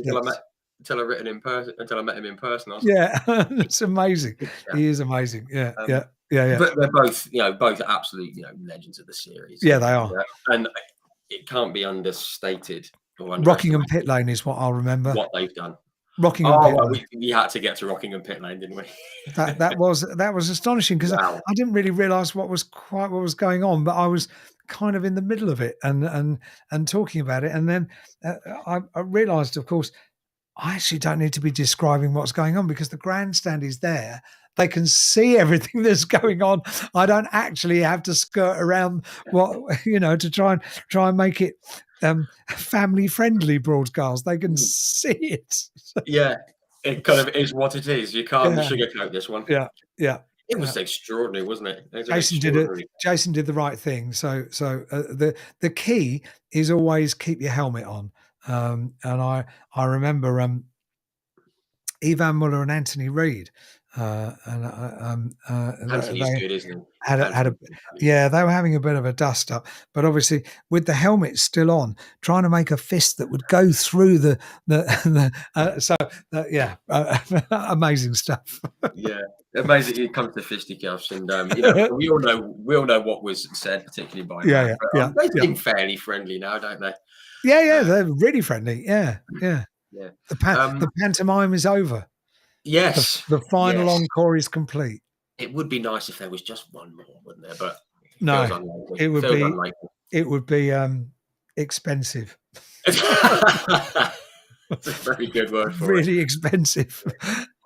We've got a question there from Mark Wagstaff, which we're going to come to. We've got some fun questions at the end. We're going to come to that about characters and the grid and stuff. We're going to come to that. Yeah, agreed. Yeah, Some other, legends and people like that. Colin Turkington, obviously 4-time yeah. champion. This is going to be controversial because I know Tom Ingram was a very, very deserving champion, thoroughly deserved it, very popular.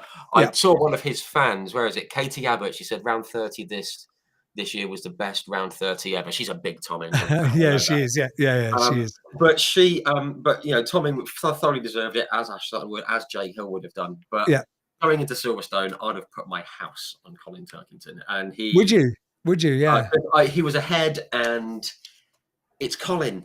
And well, I wouldn't have put my house. The family might have been upset, but to live in the shed.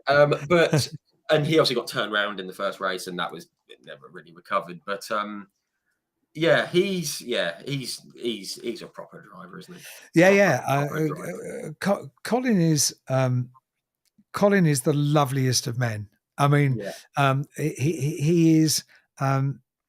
So his family are lovely. He's, utterly lovely. So at the end of the COVID year, August 2020, I got diagnosed with cancer, and I was, I was missing from a couple of touring car meetings and had an operation and all of that stuff. Do you know his father, Trevor Turkington? He sent me a text message pretty much every day during that period. saying that he was praying for me, and Oh, to lovely. send.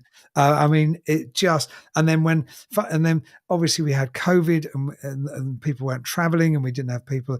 So it was probably a year before I actually saw him, before he came to a race, and he came. I think it was Knock Hill 2021, and I saw him.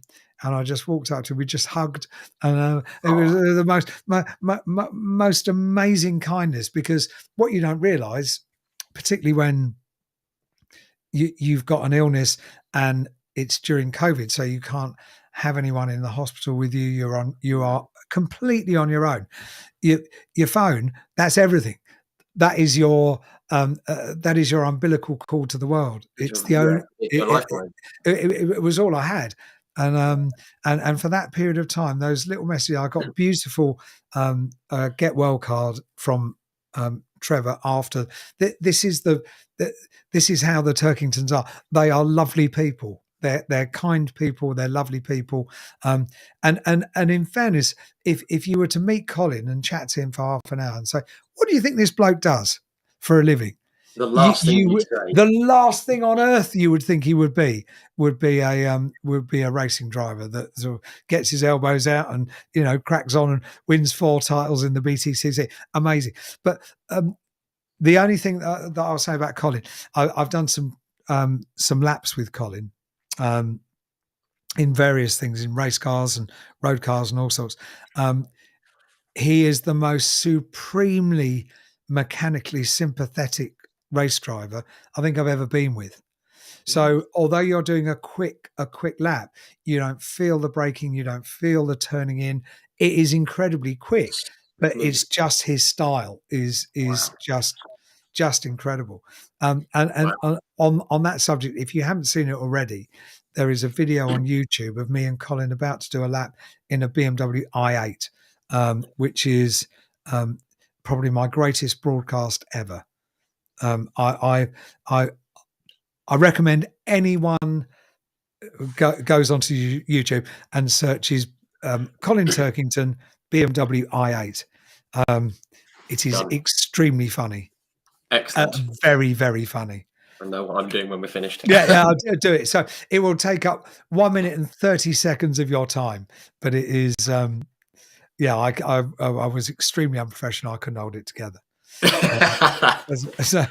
that. We like that. Funny. It's good. Very funny. And I actually spoke with Colin at Silverstone. He was going to come on here for a chat. He will. And I was dealing with a person at West Surrey Racing. I won't say who. And all of a sudden, the communications stopped. We set a date and everything, and then it all kind of stopped. And I mentioned it to Colin at Silverstone, and I said, "Oh, I thought you changed your mind." I was like, "No, of course not." And he goes, "Oh, well, I don't know what happened there." So we're going to hopefully, and I still can't get in contact with him, so I might have to try another route. But anyway, no. He will absolutely do it. But what one thing he does like to do is at the end of the season, he likes to put it to bed for a few weeks. Yeah, that's why I'm going to leave it till the new year. Yeah. He likes to. So come the start of next year, brilliant. So Autosport Show and beyond, that's about racing. Now, family time. It's his time, which is absolutely fine. Yes, but I am going to. Simon, thank you, Simon. He's put the link to the Colin Turkington i8. It is utterly brilliant. I'm just going to copy that. Hang on. There we go. Right. Thank you, Simon. Wonderful. But yes, Colin, I do want to speak to because he's he's brilliant. We've got a lot of people we could speak about here. We've got to talk about John Cleland, haven't we? What a brilliant man. Because when I was young, he came across as being proper miserable. And nothing could be further from the truth. He is the loveliest man, isn't he? He is. He now owns his 97 Vectra. Yes, when he came on here again last year. He came on, and when he told me that, I was like, right, I'll be round in the morning. You've got to show me that. I mean, it's a long way north, but so Gather Shields, and you make a really good point. It's a long way north. So he Brands Hatch this year had quite an innovative meeting, which was just about Vauxhall. People bought their road cars, and there was a sort of best of show and all that kind of thing, and some legends of Vauxhall's history in motorsport as well. So Jerry Marshall's son Gregor was there with baby Bertha, and we had a couple of interviews. That's how I ended up being there, and it was really interesting. Jeff Allen, he was there, and John Cleland drove his own truck all the way down from Galashiels and got the car out the truck, displayed it all day, did interviews on the stage, met with fans, and then loaded the car back up onto the truck and drove all the way back all on his own for just for the day. I mean, Wow. utterly brilliant. And of course, when we did the interview on stage, he commanded the audience and was extremely funny and quite rude. And he's brilliant. He's a genius. Absolutely brilliant. He is the person that you want at a party. He even makes Gow laugh. So Wow. that's a major thing. Yeah. I wondered how long it would be. There's the question. A Cleland quote from Silverstone 92. This is clean. The man's an animal. That's the one we all know. We all know that. Yeah. I don't think he had any idea at the time that would be such a famous quote. He said, when I had him on here, we were talking about it, about that incident. I actually had Steve Soper on the following week. Should have got them on together, really. But they had forgotten about it 2 weeks later, hadn't they? They were laughing about it anyway. Yeah. He said he was somewhere, I think he was in Edinburgh, and he was I don't know if he was at a bus stop or waiting for something. He was standing doing something, and someone went past and was on his phone and kind of glanced up and then did a double take. As you say, that's John Cleland, and without batting on, it went, "The man's an animal," and just kept walking. Yes, that's what he's. I mean, and we'll always be known for that. Utterly brilliant. Fantastic. At times of when I'm down in my life, I watch the clip of that on YouTube, and it cheers me up. Cheers me up, no end. It never fails, does it? No, It never fails. No, It's brilliant. And obviously the other guy on the side of that was Steve Soper, who lives just up the road here. I actually caught up with him. I met up with him last year. One of my heroes growing up, Steve Soper. Mega bloke. Yeah. You know, I think he was voted at one point the greatest touring car driver ever. I did a lot of interviews with Murray Walker over the years, and one of the interviews that I did was at Goodwood, and it was. So I had two people to interview. On one side, Steve Soper, and on the other side, Murray Walker. And I chatted to Murray first of all because he was the one that commanded the huge crowd from the audience, and then I started to turn my attention to Steve and ask the first question. And Murray interrupted me, and he just said, "Can I just say, this, ladies and gentlemen, is the greatest touring car driver there is." I mean, it doesn't get any blooming better than that, does it? If Murray Walker says that, it's right. That's what he said. What he said. The only caveat I'll say, that was 10 years ago. He might not have met Tom Ingram at that stage, or known enough about Colin Turkington. No, who knows? True. No, that's true. That's very true. But I mean, for me, or Ash Sutton. Ash Sutton is well on the way. Ash Sutton is a driver that would excite Murray. Yeah. Definitely. Oh, yeah, absolutely. Yeah. He drives in that way. I'm going to come on to Ash very shortly. Yeah, good. Absolutely, because but to me, Steve Soper and Andy Rouse, 1988, Brands Hatch, that was the start of this BTCC thing. Is pretty good for me. I was 7 at the time. I'd seen the opening round from Silverstone. I think Jerry Marnie had won it, but then there was a coverage of that. You know, Steve Soper had come over in the Eggenberger RS500, the Texaco, and then Andy Rouse with his Caliber one with the engine boost up, and wow, that moment was it. I think that's why I've got a soft spot for them both. Yeah. No, I couldn't agree more. That started the BTCC for me. Before that, it was all about Ayrton Senna and Nigel Mansell, but then these are good memories. These are great memories. Well, actually, no, it's a rubbish memory. The Eggenberger Texaco Sierra's coming over because I got my Astra driven into by a drunk driver leaving the race at Silverstone in 1988. Wrote off Terrific. my little Astra, Mark II Wrote it off. Astra. He wrote it off, yeah. Oh, for Yeah. goodness. Yeah, he came careering into the back of me, and I got out the car, and and the guy came up, and he absolutely reeked of alcohol, Oh, and then ran off. So my car was in the middle of the roundabout. His car was all smashed up just coming up to the roundabout, and and he was off over the fields. yeah, he was gone. Yeah, and it had been, and that was the year that the Texaco Eggenberger Sierras had come over. Yeah. Yeah. Fairly sizable downside. Yeah, it was a bit of a downside. Yeah. Yeah. Yeah. So, shame. What a shame. But on track. Wow. Oh, amazing. Yeah.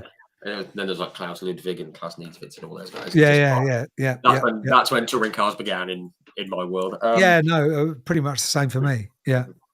Something I did see actually while I was doing some research thing. It was you did a great 20 questions thing with Alan Menu. Absolutely brilliant. Again, another guy I'd love to get on here, but I saw something on Twitter actually. It was a thing about drivers you'd like to see get a shot in an F1 seat who never got it. Yeah. And I said, and we put out, it was like Dario Franchitti and Scott Dixon, and, right. Those kinds of guys. The first one I went with, I said Alan Menu. Well, Menu was on the brink of it. Muller was on the brink of it. Yeah, they could easily have. They could easily have made it to Formula One. Yeah, I remember easily. Alan Menu in F3, thinking, well, firstly, his surname's Menu, and I know that word. Yeah. So was Kevin. Food-related jokes and things, but I say him and Ivan Muller. I mean, absolutely phenomenal. Phenomenal drivers. Completely phenomenal drivers, and Alan was really tricky with me because when I started doing touring cars, obviously you can't instantly make friends with every driver on the grid. And he always used to be quite difficult for interviews with me, and I couldn't work out how to break him, how to make him sort of open up and be a little bit more forthcoming. So he was quite tricky. I remember one particular. He won a race. It was at Donington, and we used to do interviews on the podium truck going around the circuit. We were going down through the Crane of Curves. I remember this so clearly, and he was elated with the win. When he got on the podium, he was absolutely beside himself. And I said to him in the interview, I said, I'm not sure I've ever seen you smile quite so much for being on the podium. And he said, how do you know? You haven't known me all my racing career. How do you know that? I thought, oh no, this is going to be really, really, really hard. And so I he had a point, but yeah. So I sort of made it my my job, if you like, to make it very clear to him that I wasn't like a journalist who was trying to stitch him up or ask him a tricky question. I'm not a journalist. I'm an entertainer. So I'm there to entertain the crowd. I'm not there to sort of to prod and poke him. But he clearly didn't trust me in that way. So I knew I had to get to know him. So I did, and then we became really quite close friends. I got an email Christmas card from him the following year. So I thought, I've broken this, and then in 2000 I did a job with him, Rickard Rydell, and Anthony Reid, the 3 Ford drivers, and we were at some show. We were backstage, and they were busy signing posters to be handed out to the crowd when they went on the stage. And he said, I've prepared one for you. So I said, oh, have you? How sweet. And it said, to Alan, one day, hopefully, you'll become a commentator. Lots of love, Alan. So I've kept that, and that's absolutely brilliant. It's very much his sense of humour. I love the guy. He's brilliant, absolutely brilliant. That's fantastic. I turned it all around from first of all, I think I was a bit afraid of him, and so I was not attacking my interviews with him quite right. And so once he trusted that I'm not there to do anything nasty to you, then we became good friends. And now when we see each other, it's brilliant. I absolutely love the guy. Yeah. Oh, I love it. Love it. And that was very evident from that 20 questions thing you did. It was just very, very funny, very Was it? amusing. I need to rewatch that. Yeah. It was very good. Yeah, really, really good. Okay, let's pick. Okay, one more. I'm just keeping an eye on the time. One more from the past. Well, you mentioned Rickard Rydell. I'm going to be very controversial here. Go on. I hated the Volvo S8 when it came out. Did you? Did you? I didn't like it. Wow. I think I think it's because of all the preconceptions of a touring car. Yeah. That's not it. And I hated it when it first came along. By the end of the year, I loved it. But Rickard Rydell is, I mean, again, he's come on here for a chat very kindly. Yeah, he's brilliant. He knows his stuff. He is a fiercely competitive driver. He is, yeah. Quiet and lovely, isn't he? He's such a nice man. So he is another really Colin Turkington. What does this bloke do for a living? So what was the family business for it? Like flowers, isn't it? A family of florists. In Sweden. And you would not. So faced with Rickard Rydell, who came back. I was reacquainted with him at the Silverstone Classic a couple of years ago. Which was really nice. I hadn't seen him for ages. I think I was a lot more emotional to see him than he was to see me, to be honest. He just went, "Hi, how are you?" So, mate, we haven't seen each other for 15 years. Yeah, but that's how he is. Yeah, that's absolutely how he is. An extremely potent touring car driver. Yeah, I mean, and very, very decent in single seaters. I mean, the first time same, same as Menu and Muller. It was a Formula 3 race. It was at Brands Hatch. I think it was the first time that he had raced over here. He'd been out in Sweden, and he came over, and it was throwing it down with rain. And it was when they had a mandatory pit stop. I remember they had tyres with red walls and then tyres with blue ones, so you could tell he'd done the stop. I remember that vaguely because I was there getting wet.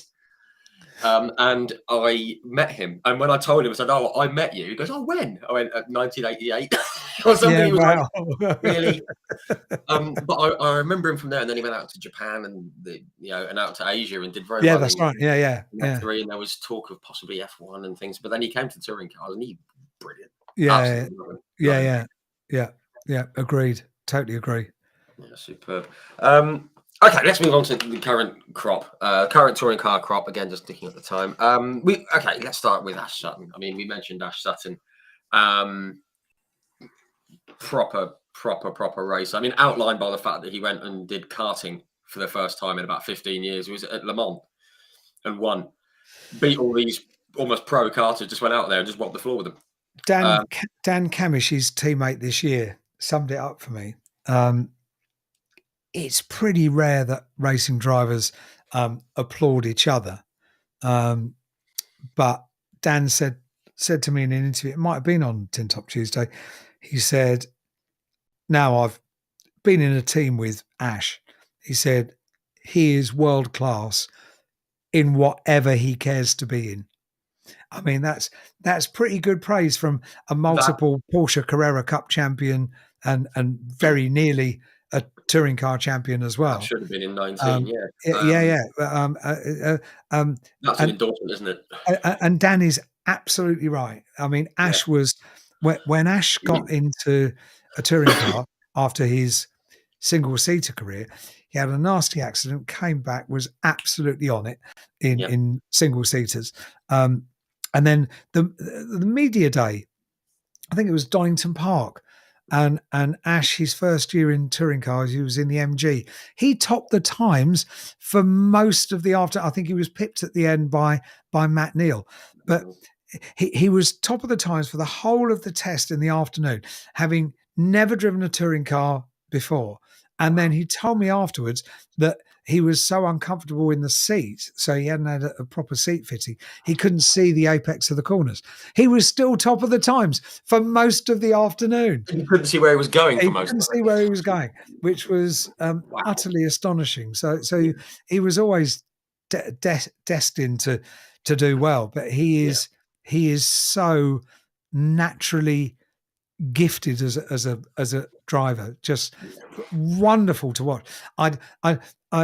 I feel his frustration when he said last year that he was having to drive to be to get points rather than to drive as Ash, and he said, I Even don't though his like. brain's going Yeah, that way. yeah, yeah. He said, I want to be driving like I drive," and I am completely with him.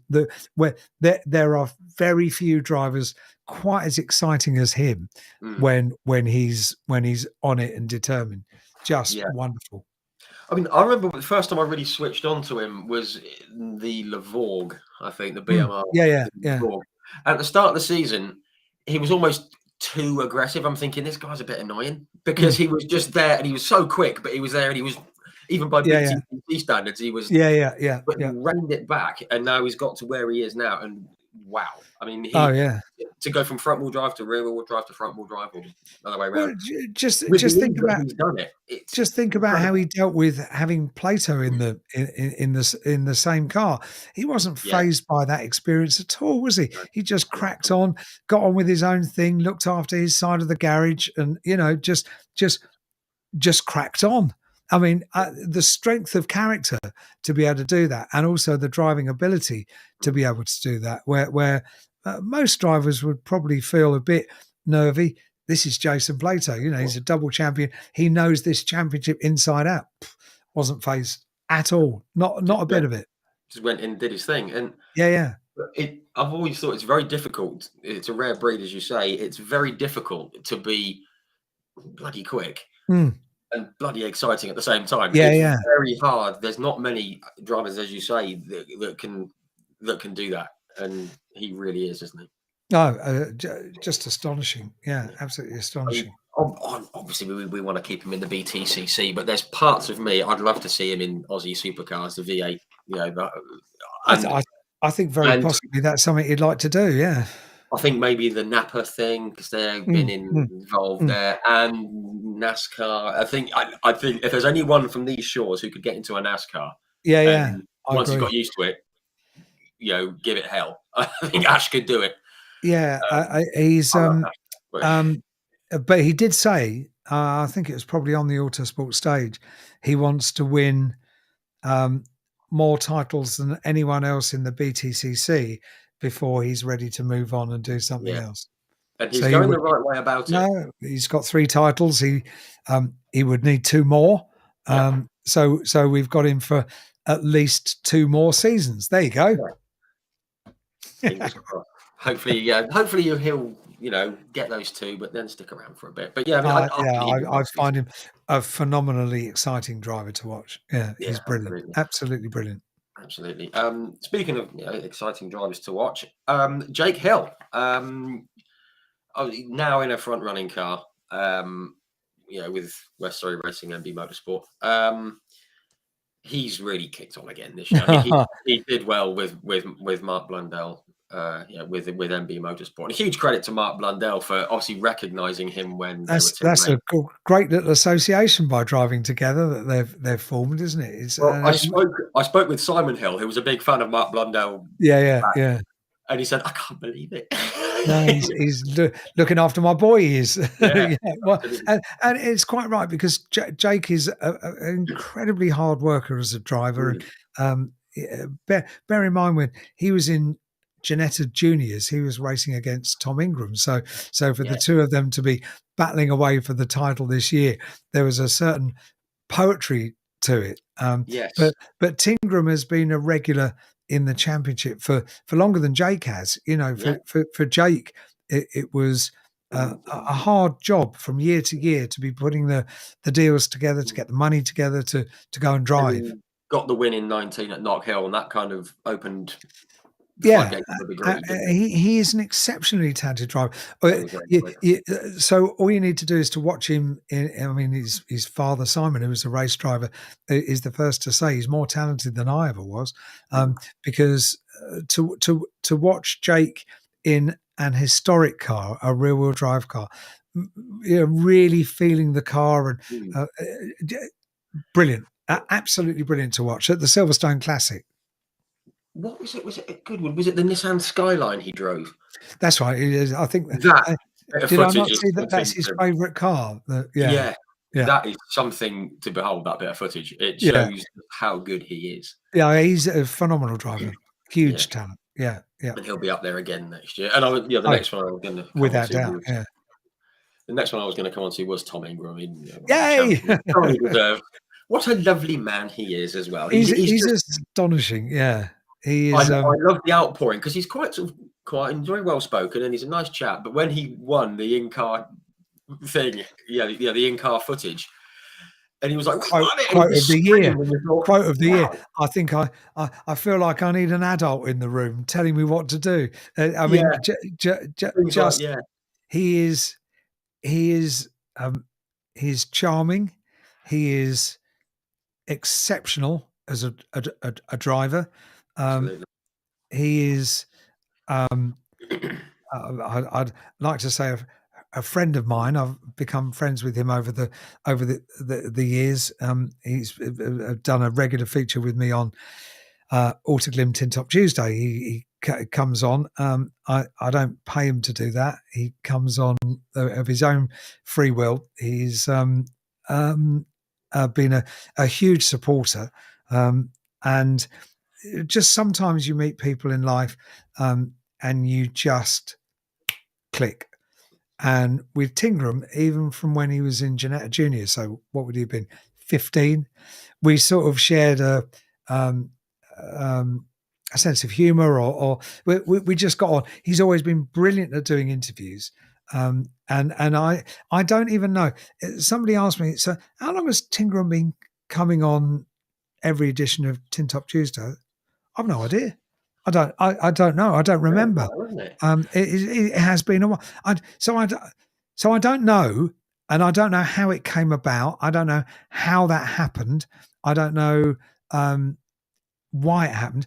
The conversations that we have are very often quite bizarre, and it goes back to there was a meeting. He was fresh in touring cars.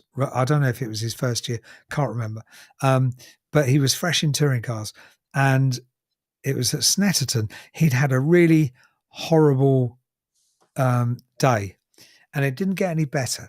And I said to him in the middle of the afternoon, not on mic, I said, if your day gets no better, I will cheer you up at the end of the day. I will come and find you, and I will tell you the greatest joke on earth. And I know the greatest joke on earth. I happen to be blessed with the knowledge of the greatest joke on earth. And his day didn't get any better. So at the end of the day, I trundled down the paddock miles away to where his motorhome was, and I knocked on the door, and I told him the greatest joke on earth. And I think he was skeptical when I went in that it would not be as astonishingly funny as it is. As advertised. But I told him the joke, and um, he laughed, and I think that was the point at which we became giggle buddies, if you like. We realised we have exactly the same sense of humour, and he's the perfect chap to have on Tin Top Tuesday. He's brilliant, and he's a touring car champion. I think it's still all set.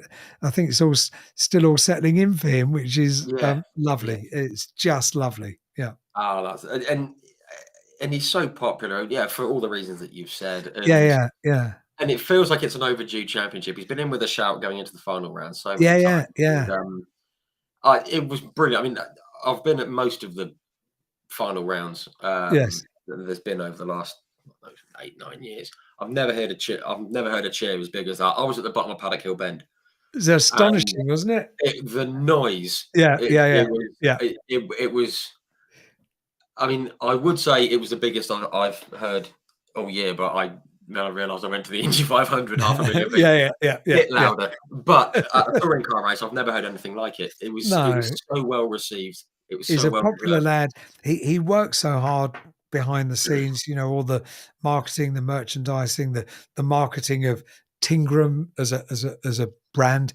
He works non-stop with Laura, his girlfriend. He's got amazing support from mum and dad that are always there, and always have been throughout his career supporting him, and Dad used to. I mean, Dad could never really generally come in the garage during the races. He'd be pacing around outside. Couldn't watch the races, far too nervous, but always there.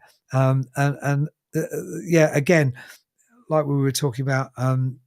The Turkington family, lovely family, nice people, proving that hard work pays off, because he's the 2022 champion.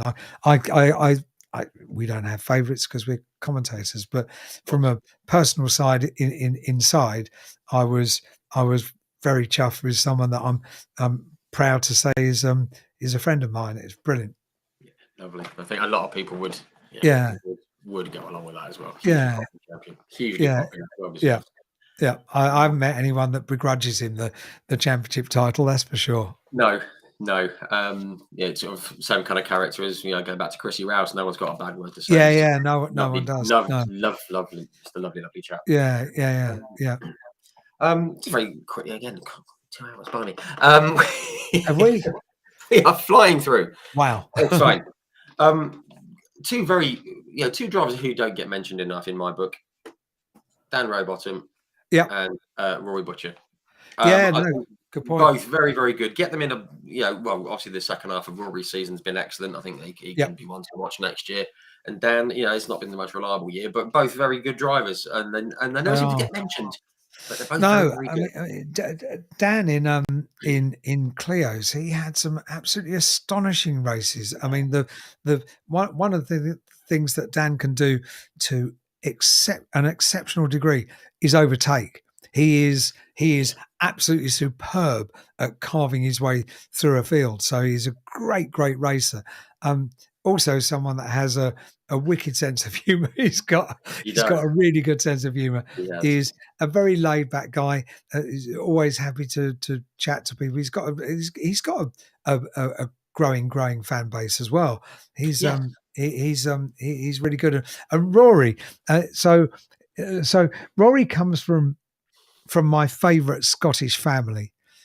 With apologies to Duncan Vincent and his lovely family, but Gillian Shedden, who is Gordon's wife and Rory's sister, who runs Knock Hill Circuit, is the loveliest of people. Knock Hill was one of the circuits that I missed when I was poorly in 2020, having my op, and so I had to explain that I couldn't go to Knock Hill. My favourite away trip of the year, going to Knock Hill, and so I explained it. She could not have been kinder and more understanding and more lovely. And Rory is exactly the same. Their dad is Derek is. The owner of Knock Hill Circuit is an incredibly nice and kind and humble man who rides horses more than he actually drives cars around in his back garden. But they are incredibly nice people, and you're right, hugely underrated as a touring car driver. His time will come when everything falls into place, just like it will for Josh Cook. I'm absolutely convinced that Josh will be a champion. I'm pretty sure Rory could be a champion given all the right circumstances and the right car and the right championship and a decent bit of luck as well. But yeah, absolutely. So the Rory story, I do have one quick story about Rory, which is brilliant. We were due to leave Knock Hill. We had an early flight one Sunday afternoon. I had a job, I think, in France the following day, so I had to get this flight. And Dick Bennett's also needed to get back, and he was on the same flight. So Dick said, "I've got a place in the car. So do you want to leave with me? As soon as the final checker flag is done, let's just, we can go." So, and this was, I don't know. So this is 10, 12 years ago, I guess, well before Rory was a touring car driver. And Rory was on traffic control at the end of the driveway to Knock Hill. So and everyone was having to come out the circuit and turn left. Okay. So everyone, Rory was there. So everyone, that's it. Yeah, everyone needs to come out and turn left. And we most definitely wanted to turn right. So, and there was nothing that was going to stop Dick. There was nothing that was going to stop Dick from turning right. So we got to the end of the drive, and Dick did all the body language of the car to turn left, and we turned right. Completely ignoring what Rory had suggested that we do with his traffic directions. And I remember looking out the back window of the BMW at Rory, and he's just looking at us. So absolutely incredulous. So the next time I saw Rory, I had to apologize. I said, it wasn't me driving, but I did endorse what we did. We did have to go right. So you didn't stop it. It didn't dent our relationship. We're fine. We're still fine. Excellent. Oh, I love that. And you mentioned Dick Bennett again. He's come on here for a chat. Just a legend. Oh, amazing. I mean, people may have seen behind here. This is an Ayrton Senna photo up here, and I off air, me and Dick, after the chat we had, we spoke about Ayrton Senna for about 45 minutes. Of course, yeah. But what a legend! What a brilliant Dick's ambassador for British motorsport. Dick's a great guy. Proper hard working. He's a grafter, and with an amazing story to tell as well. You know, coming over here, working at McLaren, working for Ron Dennis, and you know all the things that I mean. Dick's the first to say when he came over here for 6 weeks work placement or something, and he's still here now, isn't he? And he hasn't got hurt. Yeah. He said, he said he started in hill climbs in New Zealand. He said he never thought he'd end up making a career for himself. No. In England, it wasn't on his radar, but which is amazing. He's a absolute legend. Yeah, the word legend is much overused in this day and age, but with Dick, it's absolutely true. Yeah, absolutely. It doesn't feel like a big enough word, does it? He's a proper guy. He's amazing, and you know he still talks so. With precise recall of you know setting up the Formula 3 car for Ayrton and just wonderful. I shared a flight back from somewhere with Dick. I think it was probably A1GP years, and we were sat next to each other. So we had a proper good chat for the whole of the flight, and certainly beats putting the film on, that's for sure. Well, yes, absolutely, yeah. Oh, that's just given me an idea. The Dick Bennett's movie, that would be a good film. Well, just to write a book. I said it to him in an interview I did with him recently, and he said, well, if someone will write it for me, then yeah, I'd be more than happy to. And he needs to have a book written. He needs to have a book, and absolutely. Yeah. I tell you, the person that would probably be good to write a book about Dick Bennett would be Ian Titchmarsh, my former co-commentator, because he and Dick go back all those years and are good friends, and I haven't worked with Titch for ages, but I'm working with Titch this weekend. We're commentating together, and I might even suggest that to him, because he would be the right one to do it. Because he has a beautiful command of the English language. He can write perfectly, perfectly beautifully as well. But he's got all the knowledge, so it will come from up here. It will come from his head rather than. Yeah, that would be a jolly good book. Absolutely. Okay, very quickly, two other drivers I was going to mention. Simon Coombs, I think he's president of the Bobby Thompson fan club. I'm with Simon. Yeah, absolutely. Him and George Gamble, the two guys going for the Jack Sears this year. Proper drivers. That was the most stonking Jack Sears championship I remember. Brilliant, wasn't it? It was fantastic. So no disrespect to Team Hyde at all, and the cars and the teams, but Bobby got more out of that Cupra than anyone else. He had the right to. It was incredible. But Bobby's is a brilliant driver, and I worked with Bobby a few years back. Did a bit of work together. I got to know him. He's a really lovely bloke. Lovely family. thoroughly deserves what he achieved this year. But George Gamble, bear in mind, at the start of the year, George Gamble had never even thought about driving a touring car. No. It had never been on his radar, and to come in, what was it, a podium at the first meeting of the year, Yeah. and I mean, it just took a race win at Knock Hill, of course. Astonishing job, absolutely Amazing. Astonishing job. And so I think, the two of them are two stars of the now and of the future. Yeah, for sure. yeah, absolutely. And Ones to watch. Yes, absolutely. I mean, I remember George Gamble.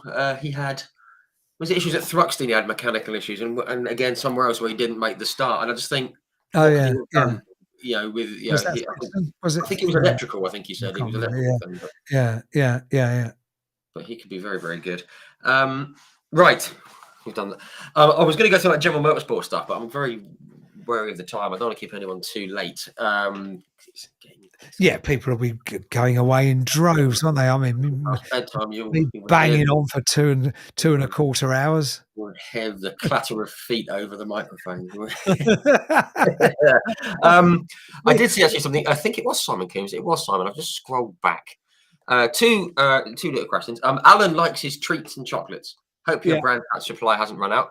On that note, any festive editions of chocolate or biscuits that you particularly enjoy? Now we're talking. I love a biscuit. That's a very good question. So that's a great question. So I'm very partial to a box of party rings. Sorry, I was only grown up. So they are a very economical biscuit. Because I mean, what do they cost? 61p or something ridiculous. And I'm not sure they're terribly fattening. But they are the biscuit that keeps giving. Because if you don't look at what you're getting out, you don't know what flavour you're getting next. Exactly. It's just it really is a party in a packet. It is, and you can put them on your fingers. And you can put them on your fingers. My favourite colour. Right, see, everyone's got their favourite one. Mine's the yellow one with the pink on it. I like the pink. Yeah. Party rings. I had to steal my. I was in the supermarket this morning, and I walked down an aisle and I saw them. They were on special offer. That's how I knew they were 60p, 61p. And I thought, oh, this is really dangerous, because at the moment I'm not eating biscuits. I'm being a very good boy, and I didn't buy them, but I'm tempted. I'm tempted to go back and. Is there a shade of regret? Yeah.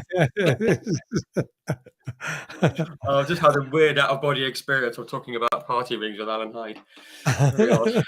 Oh, welcome to Tingram's world. This is what we do every blooming week. And, I like it. I'm a fan. And so Katie has asked a very poignant question, because Alan, you should ask Rich the T. No, not Rich T. Ask Rich the T question. See if he agrees with you and Tingram. So I think I might know where this is going, and it could be very controversial. Okay. Yeah. So cup, tea bag, milk, hot water. That's the order. That is the order. Are we going to fall out after 2 hours and 15 minutes of thinking that you liked me? Right. Okay. For the sake of the broadcast, I'll agree with you. Yeah, because obviously, if you disagreed, you would have put me wrong. I haven't really tried it that way. I'm like t'other way, but then again, I'm proper backwards when it comes to coffee as well. I'm the only person that I know that goes milk, sugar, hot water, coffee last. Yeah, that is terribly wrong. Yeah, I think that, but you can adjust it to taste. You need training. No, you need or therapy, one or the other. Yeah, therapy. Yeah. Okay. As long as it's not electric, I don't mind.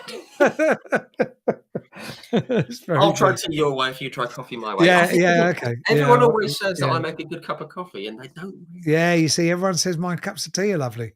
Everyone. Right.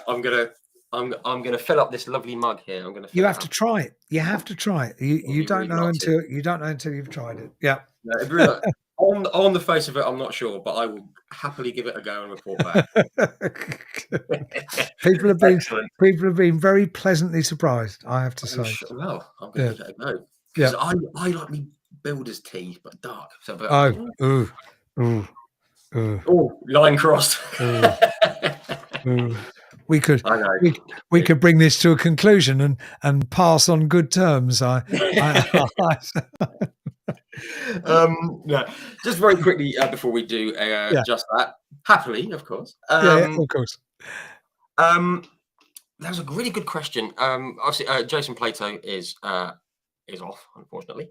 And it appears that Rick Parfitt is off as well.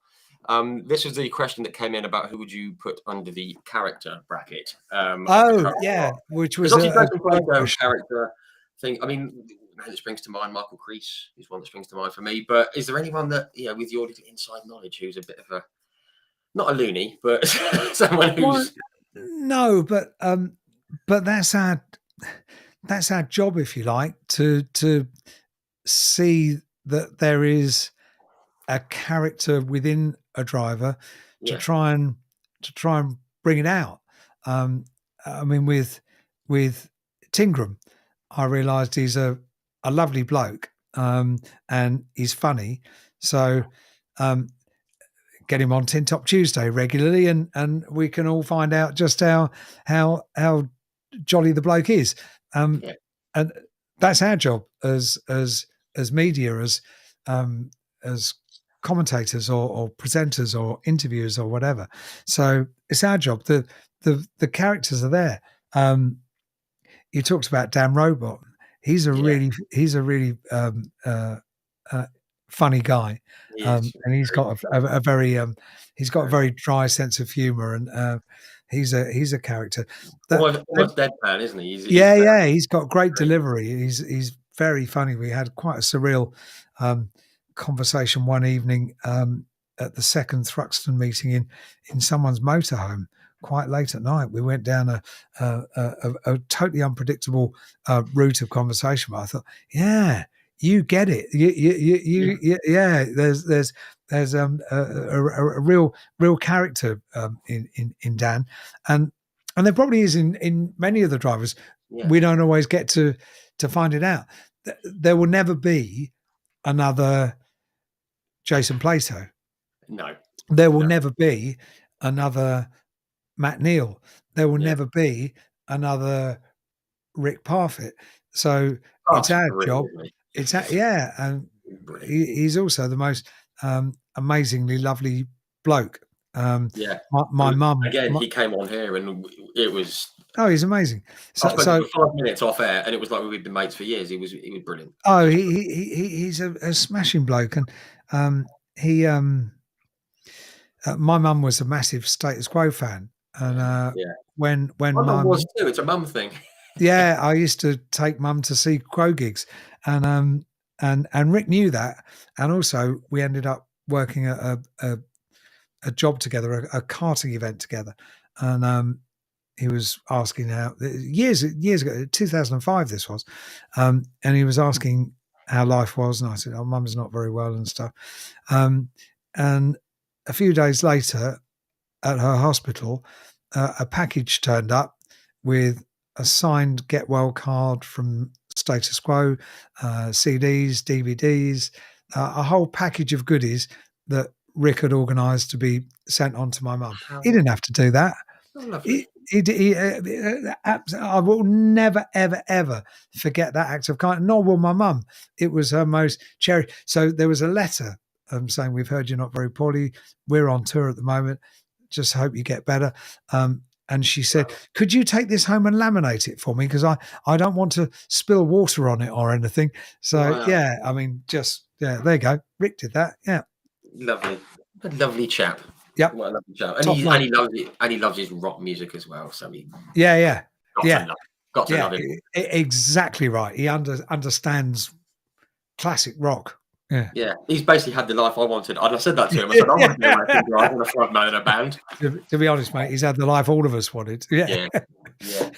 And his tale about how he got started in motorsport was brilliant. He said he said he got into motor racing by racing lawnmowers round obviously his father's house. And he beat Brian May on a lawnmower. Brilliant. Rock and roll from It doesn't '87. get much more rock and roll than that, does it? No. It does not. Nailed it. Nailed it. Um, very quick question here. Very quick. There's a really good Quo documentary on BBC iPlayer, which I watched 2 or 3 weeks ago. I just happened upon it, and it's on BBC iPlayer, Status Quo, and some lovely footage of Rick Senior being very Rick Senior and funny and well worth a watch. Well worth it. I will Yeah. watch that. And I was lucky enough to see them live as well. I went with Yeah, my yeah. parents. Brilliant show. Very quick. Oh, Diffan, where do you keep your stash of treats that the fans bring you at every round? Oh, don't tell him that. He'll be round. I don't know what he's talking about. I've got no idea what. No, he's confusing me with someone else. Clearly, Treats? No, not me. no, No. that's not you. In the cab of the podium truck is the answer, Divin. Oh, there you go. Yeah. And if we see someone climbing the fence at Alton Park, I think is his local one, then we know who it is. It's just so I can snack during the day if I get low on blood sugar. That's the yeah. It's an important thing. Much needed. Right, very quick. Okay, very quick. Okay, before we go, what's your favourite BTCC car ever? This is a big question.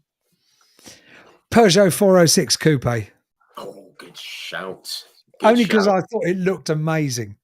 Which colour scheme was that one? It could have been in the Halfords colour scheme. But it never went particularly well. No. But really. I think it looked absolutely exquisite. Yeah, it's a very good car. Yeah, very good looking car. Favorite circuit that you've been to, either in work or as a fan? UK and world, whatever you like. So I'm a bit old school. I like old school. I like the challenge of a circuit that has the risk of things going wrong is a great risk. So for that reason, Macau is the most astonishing motor racing circuit on the planet, in my personal opinion. I was very aware that I was just mouthing Macau, just as you said it. I'm so glad you said it, because street circuits don't get the credit that they deserve. I think they're brilliant things. And we had Tom Coronel on here, and he said that Macau, he loves Macau. Well, it's because it's got everything. I mean, the sweet. So sometimes when I've been at Macau and I'm not commentating on the bikes, they have another commentator on the bikes, I go and sit in the grandstand and watch the raw speed. And, I've seen riders comparing helmets at the end of a race or a session to see how much of the black and yellow paint they've got on their helmets. It is the most astonishing place.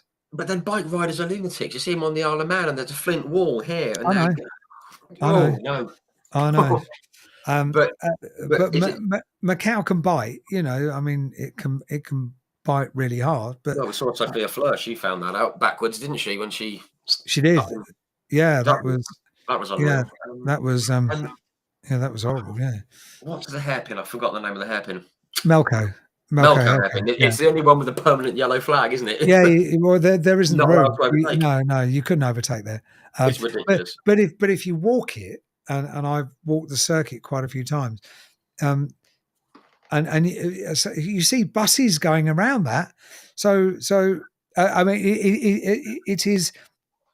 it is mad. But you walk the circuit and you think, how can a bus get around here? And lo and behold, bus comes up behind you, and sure, it's amazing. I would implore anyone that loves motor racing at some stage in their life to go to Macau. It is incredible, not just for the circuit and the motor racing, but also for the place itself. The place is brilliant. People don't realise it takes pre-COVID, it takes more money annually for gambling than Las Vegas.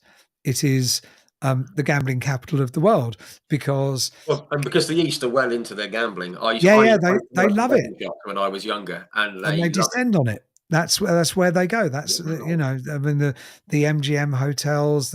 It is. I mean, we've done a few sort of evening tours and gone to a few of the casinos to see what it's all about. They are breathtaking, Wow. absolutely breathtaking. It's an amazing place. It is well worth a visit. It is Yeah. well worth a visit. As I said before, it's definitely on my bucket list. Probably on the same trip as the Bathurst 1000. Yeah, yeah. I haven't been to Bathurst. Similar I'd like kind to of go to year. that. Probably on Yeah, the way home for the yeah, money yeah. I'd situation. love to go there. Yeah, that would be very cool. Very Yeah, cool. yeah. Try and give that a go.